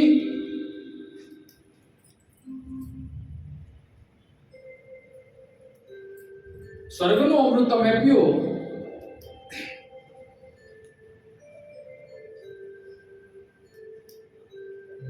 ભોગ મળે, ઐશ્વર્ય મળે, બધું મળે, પણ કથામૃતનું તમે પાન કરો છો તો તમને યોગ મળે છે. યોગ એટલે ભગવાન સાથેનું જોડાણ મળે છે. એટલા માટે સ્વર્ગના અમૃત કરતા કથામૃત શ્રેષ્ઠ છે. કારણ કે દેવતાઓને પણ દુર્લભ છે. તમે જુઓ સ્વર્ગમાં કથામૃત નથી એટલે દેવતાઓને પણ કથા સાંભળવી હોય ને તેમને આ સ્વર્ગ છોડીને ધરતી પર આવવું પડે છે. કોઈ ઋષિનો એમને આશ્રય લેવો પડે છે. અરે મહાદેવજી મહાદેવ કૈલાસમાં બિરાજે છે, પણ એમને પણ જ્ઞાન પ્રાપ્તિ કરવી હોય તો એમને આ સગર ઋષિ પાસે આવે છે. રામચરિતમાનસમાં તમે જુઓ ભરદ્વાજ મુનિના આશ્રમમાં આવે છે.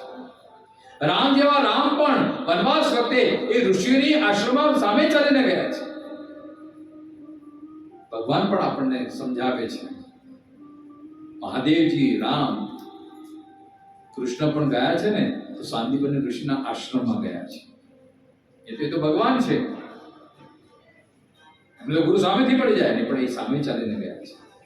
ભગવાન આપણને શીખવે છે કે આ મનુષ્ય જીવનમાં જ આ અત્યંત દુર્લભ છે વસ્તુ કે જેને સત્સંગ પ્રાપ્ત થાય. સ્વર્ગમાં પણ એ સત્સંગ નથી. દેવતાઓને પણ કથા રસ પીવો હોય, કથાનું અમૃત પાન કરવું હોય, તેમને સ્વર્ગ છોડીને મુંબઈ પ્રેમપુરીમાં આવવું પડે, પૃથ્વી પર આવવું પડે. વિચાર કરો આપણે કેટલા ભાગ્યશાળી છીએ. દેવતાઓ કરતા આપણું ગૌરવ વધાર્યું છે, કારણ કે આ મનુષ્ય યોનિમાં જ આ કથામૃતનું આપણે રસપાન કરી શકીએ છીએ. કથામૃત આપણને ઈશ્વરની પ્રાપ્તિ કરાવે છે. સ્વર્ગનું અમૃત આપણને ભોગની પ્રાપ્તિ કરાવે છે. નક્કી આપણે કરવાનું. તો જો આપણને પરમાત્માની પ્રાપ્તિ જોતી હોય, દિવ્ય જીવન જોતું હોય, તો નિત્ય આ કથામૃતનું પાન કરવું જોઈએ. એટલા માટે કહ્યું ક્વ સુધા ક્વ કથા લોકે ક્વ ક્વાચ ક્વ મણિ મહાન. કાચ અને મણિ, કાચ અને હીરામાં તમને તફાવત સમજાય કે નહીં?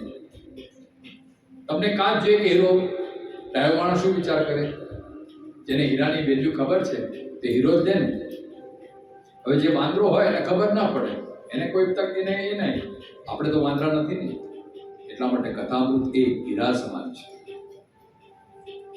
कथामृत मणि समान છે. કેમ?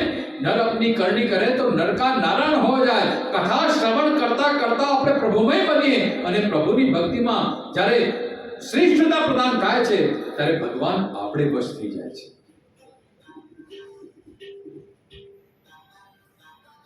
એટલા માટે પેલું સુંદર ભજન છે ને, આ હિરલો છે. હિરલો એટલે આ કથા શ્રવણથી આપણને ભગવાન રૂપી હીરો પ્રાપ્ત થાય છે, સત્સંગ રૂપી હીરો પ્રાપ્ત થાય છે.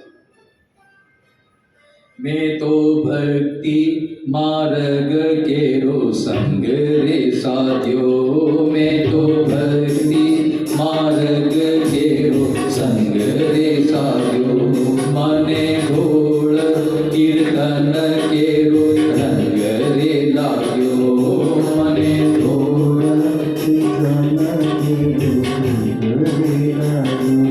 मैं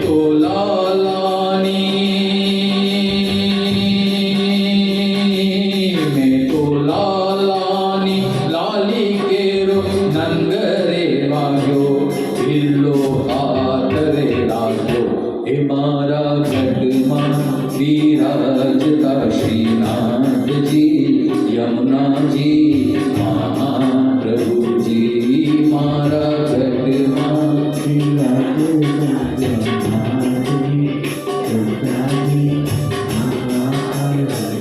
હિરલો હાથ રે લાગ્યો. સુંદર ભજન છે. હિરલો હાથ. હિરલો એટલે શું? આ ભગવાન મનુષ્ય જે મળ્યો છે, દુર્લભ દેહ મળ્યો છે, તો આ જીવનમાં જો આપણે ભગવાનને પામી છે એ જ સાચો હીરો છે. તો ક્વક્વાચ ક્વ સુધા ક્વ કથા લોકે ક્વક્વાચ ક્વ મણિ મહાન શ્રવણામપી દુર્લભા. એવી આ કથા છે જે દેવતાઓને પણ દુર્લભ છે. એવી આ ભાગવત. એની શરૂઆત ક્યારે થાય છે? તમે જુઓ, પ્રસંગ આવે છે કે નારદ મુનિ વૃંદાવનમાં આવ્યા છે, ત્યાં તેમને એક દ્રશ્ય જોયું છે. હવે તમે જો ભાગવતને છે ને આપણે 5 રીતે જોઈ શકીએ. ભાગવતમાં 5 વાતો છે. એક ચરિત્ર છે, જે બધા ચરિત્રોની વાત આવશે. ભગવાનના ચરિત્રો, ભગવાનને માર્ગે ગયેલા એ જીવોના ચરિત્રો, એટલે ચરિત્ર, ભગવત ચરિત્ર અને ભગવદીઓના ચરિત્ર, ભક્તોના ચરિત્રો કે જે સાંભળવાથી આપણું મન પવિત્ર થાય છે. બીજું, ભાગવતમાં રૂપકો છે. રૂપક જેમ કે હવે આપશે ભક્તિ, એને શ્રીનું રૂપ આપ્યું છે, અને ના 2 દીકરા જ્ઞાન અને વૈરાગ. આ રૂપક રીતે તત્વને સમજાવવાનો પ્રયત્ન કર્યો છે, રૂપક છે. ત્રીજું છે એમાં ઉપદેશ, જ્ઞાન.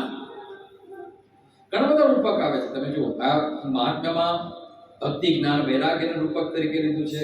પ્રથમ સ્કંદમાં આપણે જોશું પરીક્ષિત રાજાએ કલયુગને કાળો પુરુષ તરીકે વર્ણવ્યો છે. ધર્મને બળદનું રૂપ આપ્યું છે, પૃથ્વીને ગાયનું રૂપ આપ્યું. આ રૂપક દ્વારા આપણને તત્વને સમજાવવાનો પ્રયત્ન કર્યો છે. ઉપદેશ છે, ગીત છે. ભાગવતમાં ગીતો છે. રુદ્ર ગીત, ગોપી ગીત, ભ્રમર ગીત, વેણુ ગીત, યુગલ ગીત. આ બધા ગીતો, જે ગીતો દ્વારા સુંદર ભાવ પરમાત્માના પ્રગટ થયા છે.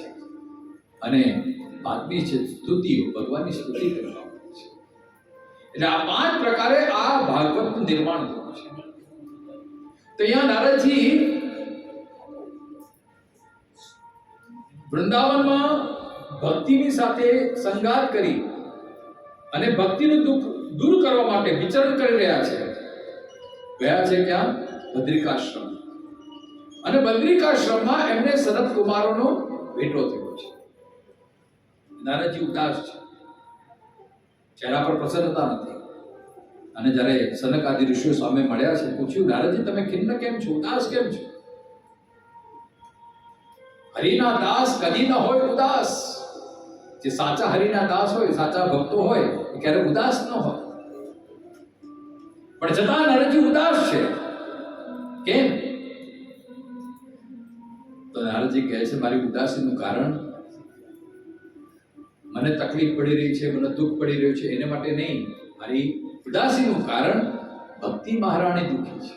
તમે જો આ સંતનું ચરિત્ર છે, સંતનું લક્ષણ શું? સીધી સાદી વ્યાખ્યા આપણે રામચરિતની માનસની આંગળી પકડીએ તો રામચરિત માનસમાં સંતની વ્યાખ્યા આપી છે સંત પરમ હિતકારી. સંત એટલે શું? જે પરમ હિત જોઈએ છે, પરમ હિતકારી, જે બીજાનું સુખ જોઈએ છે, જે બીજાના દુઃખને દૂર કરવાનો પ્રયત્ન કરે છે, એ સંત છે. નારદજી સંત છે. આગળ આપણે જોશું નારદે શું છે. તો નારદ દુઃખી છે. શા માટે? પોતાના માટે નહીં, બીજાને માટે દુઃખી છે. નારદજી આખું વૃત્તાંત કહ્યું કે ભાઈ હું વૃંદાવનમાં ગયો, ત્યાં એક દ્રશ્ય જોયું. ભક્તિ મહારાણી હતા, એ યુવાન હતા અને એની બાજુમાં બે વૃદ્ધ હતા, એમના બે દીકરા હતા, જ્ઞાન અને વૈરાગ્ય. અને જ્યારે હું ગયો ત્યારે એ ભક્તિ રાણીએ મને બોલાવ્યો, ભોગો સાધુ ક્ષણમ તિષ્ઠ મચ્ચિંતામ વિનાશય. નારદ મુનિ કહે છે કે ભક્તિ રાણીએ મને બોલાવ્યો, હું એની પાસે ગયો, પછી એને મને આખું બધું વૃત્તાંત કહ્યું કે હું ભક્તિ છું, આ બધી દાસીઓ છે, બધી મુક્તિ છે, નદીઓ, તીર્થો, એ બધું છે, સ્વર્ગની અપ્સરાઓ છે. આ બે વૃદ્ધ પુરુષો એ કે મારા દીકરા છે, જ્ઞાન અને વૈરાગ્ય. તમે જો ભાગવતમાં આ રૂપક આપ્યું છે, જ્ઞાન અને વૈરાગ્ય ભક્તિના દીકરા કયા છે. એટલે જ્ઞાન અને વૈરાગ્ય ક્ષમાથી જાગૃત થાય છે, ભક્તિથી જાગૃત થાય છે. ભાગવત આપણને શીખવે છે. આપણે એવી ધારણા છે કે આપણે વેદાંતનો અધ્યયન કરીએ, આપણે યોગાભ્યાસ કરીએ તો જ આપણને જ્ઞાનની પ્રાપ્તિ થાય, તો જ આપણામાં વૈરાગ્ય જાગૃત થાય. પણ ભાગવત આપણને શીખવે છે કે તમે ભગવાનની ભક્તિ કરશો તો ભક્તિમાં એટલી શક્તિ છે કે ભક્તિમાંથી જ તમને જ્ઞાન પ્રગટ થશે અને ભક્તિથી જ તમારું વૈરાગ્ય જાગૃત થશે. એટલે રૂપક તરીકે ભક્તિને જ્ઞાન અને વૈરાગ્યના દીકરા કહ્યા છે. પણ એવું થયું કે વૃંદાવનમાં જ્યારે ભક્તિ આવી, એને દ્રવિડ દેશમાં ઉત્પન્ન થઈ છે ભક્તિ. પછી ફરતી ફરતી આમ આખો ઇતિહાસ બતાવ્યો છે. જેમ જેમ જેમ જેમ પોતાના મૂળ સ્થાનથી વધતી ગઈ આગળ, પછી દ્રવિડમાં, પછી કર્ણાટકમાં, પછી ગુજરાતમાં, જેમ જેમ આગળ વધે ભક્તિ ગરડી થતી ગઈ, વૃદ્ધ થતી ગઈ. અને ફરી પાછી જ્યારે વૃંદાવનમાં આવી તો ભક્તિ પાછી યુવાન થઈ ગઈ, પુષ્ટ થઈ ગઈ. સ્વાભાવિક છે કે જે સ્થાનમાં ભગવાને જન્મ લીધો હોય, જે સ્થાનમાં ભગવાને લીલા કરી હોય, વૃંદાવન ધામ, ત્યાં તો એ પ્રભાવ જ છે, સ્થાનનો એટલો મહિમા છે. એવું કહેવાય કે 3 વસ્તુ અને 4 વસ્તુ નિત્ય છે. એક તો ભગવાન નિત્ય છે, ભગવાનનું ધામ નિત્ય છે, ભગવાનની લીલા નિત્ય છે, અને ભગવાનના પરિકર એટલે ભગવાનના સેવકો, ભગવાનના ભક્તો નિત્ય છે. તમે જો ગમે તેવો પ્રલયુગ આવશે, ગમે તેવો પ્રલય આવશે, ગમે તેવા કાળ ભયંકરમાં ભયંકર આવશે, પણ ભગવાન ક્યારે ભૂલાશે નહીં, ભગવાનનું અસ્તિત્વ ક્યારે મિટાશે. એટલું જ નહીં, ભગવાનની જે ભગવાનનું નામ એ પણ ક્યારે મિટશે નહીં. ભગવાનનું ધામ જે વૃંદાવન છે, મથુરા છે, જગન્નાથપુરી છે, દ્વારિકાનાથ છે, આ બધા ભગવાનના ધામ કહેવાય છે. એનું પણ એક અલૌકિક એનું મહત્વ છે. એટલે કહેવાનો ભાવ કે જ્યારે ભક્તિ આ વૃંદાવન ધામમાં આવી ત્યારે ભક્તિ યુવાન થઈ ગઈ, પણ જ્ઞાન અને વૈરાગ્ય જાગૃત થયા. ભક્તિ કહે છે બાપજી તમે આવ્યા છો, બસ મારું આટલું જ દુઃખ તમે દૂર કરી દો કે હું તો યુવાન થઈ પણ મારા દીકરા એકદમ વૃદ્ધ નિશ્ચેષ થઈને પડ્યા છે, અચેત થઈને પડ્યા છે. નારદજીએ જગાડવાનો પ્રયત્ન કર્યો, હસ્તેન એટલે કર્મયોગ દ્વારા વેદોનું ઉચ્ચારણ કર્યા, પણ કંઈ મળ્યું નહીં. નિરાશ થઈ ગયા. છેવટે આકાશવાણી થઈ કે એના માટે તમે સત્કર્મ કરો. શું સત્કર્મ કરવું એના માટે હવે નારદજી કરી રહ્યા છે. એમાં સનક સનંદન મળી ગયા છે. સનક સનંદને કીધું કે આને માટે સત્સંગ એટલે એ જ કે શ્રીમદ ભાગવતનું તમે પારાયણ કરો. આ ભાગવતમાં એવું તત્વ રહેલું છે કે જેનાથી જ્ઞાન પણ જાગૃત થાય, વૈરાગ્ય પણ જાગૃત થાય અને ભક્તિ તો પુષ્ટ છે જ. એટલે ભાગવતના શ્રવણનું ફળ એ છે કે તમે ભાગવતનું શ્રવણ કરો છો, ભક્તિ તો વધે જ છે, પણ સાથે સાથે આપણને સાચા જ્ઞાનની પણ પ્રાપ્તિ થાય છે. અને વૈરાગ્ય એટલે જીવનની જે નિસારતા છે એના તરફ આપણું મન ધીરે ધીરે હટી જાય છે. પછી નાની નાની વસ્તુમાં આપણે વિચલિત થતા નથી, એને વૈરાગ્ય કહેવાય છે. વૈરાગ એટલે સંસાર છોડી દો, પરિવાર છોડી દો એ વસ્તુ નહીં, પણ વૈરાગ એટલે પ્રભુ પ્રત્યેનો રાગ એટલો બધો વધી જાય છે કે પછી સંસાર આપણને અસાર લાગવા માંડે છે. તારા પ્રેમનો પ્રસાદ મેં તો ચાખ્યો, જગત બધું ખારું છે. ભક્તિની એટલી અપને આપમાં એટલી સામર્થ્યતા છે કે જે જીવનમાં ભક્તિ કરે છે ને એને સંસાર છોડવો પડતો નથી, સંસાર અપને આપ છૂટી જાય છે. સંસાર છૂટી જાય એટલે સંસારનો મોહ રહેતો નથી. પછી આપણે બધાને મોહ છે, અરે રે મારા પછી મારા છોકરાનું હું, મારા પરિવારનું શું, કથામાં તો આવું છે પણ નવું બહુ હમણાં નવી નવી આવી છે, નવા નવા લગ્ન થયા છે, હવે એને કઈ ભાન પડતી નથી, એટલે એને એકલી મુકાય એવી નથી. આ બધી માયાઓ વર્ગીની એટલી બધી છે ને સાહેબ, એ માયા. અને આપણે કહીએ કે આપણે બધા બંધનમાં, આ બંધન આપણે જ ઊભા કર્યા છે. આપણે બધા બહુ મોટી વેમાં રહીએ છીએ કે બસ મારા વગર કશું ચાલે નહીં. અરે ભાઈ તમે નીકળી જાઓ, બધા વગર બધું ચાલે છે. આપણે ખોટા ભ્રમમાં રહીએ છીએ, મારા પછી તમારું શું થશે ખબર નહીં. ભગવાન તમને ક્યારે સદબુદ્ધિ, બધાને સદબુદ્ધિ આપી છે સાહેબ, તમે નીકળી જાઓ, જો બધું તમારા કરતા બધું એકદમ સારું થઈ જશે. આને જ કહેવાય છે વૈરાગ. જે મોહ ઓછો કરે છે, જે મોહની આરાધના કરે છે, સંસારનો મોહ અપને આપ ઓછો થવા લાગે છે. પહેલા ચિંતા થાય પણ ભક્તિ વધે ને, અરે બહુ બેટા તું ચિંતા નહીં કર, તું સાચવીને તને બધું ભગવાન બધું સારું કરી દેશે. આને કહેવાય છે વૈરાગ.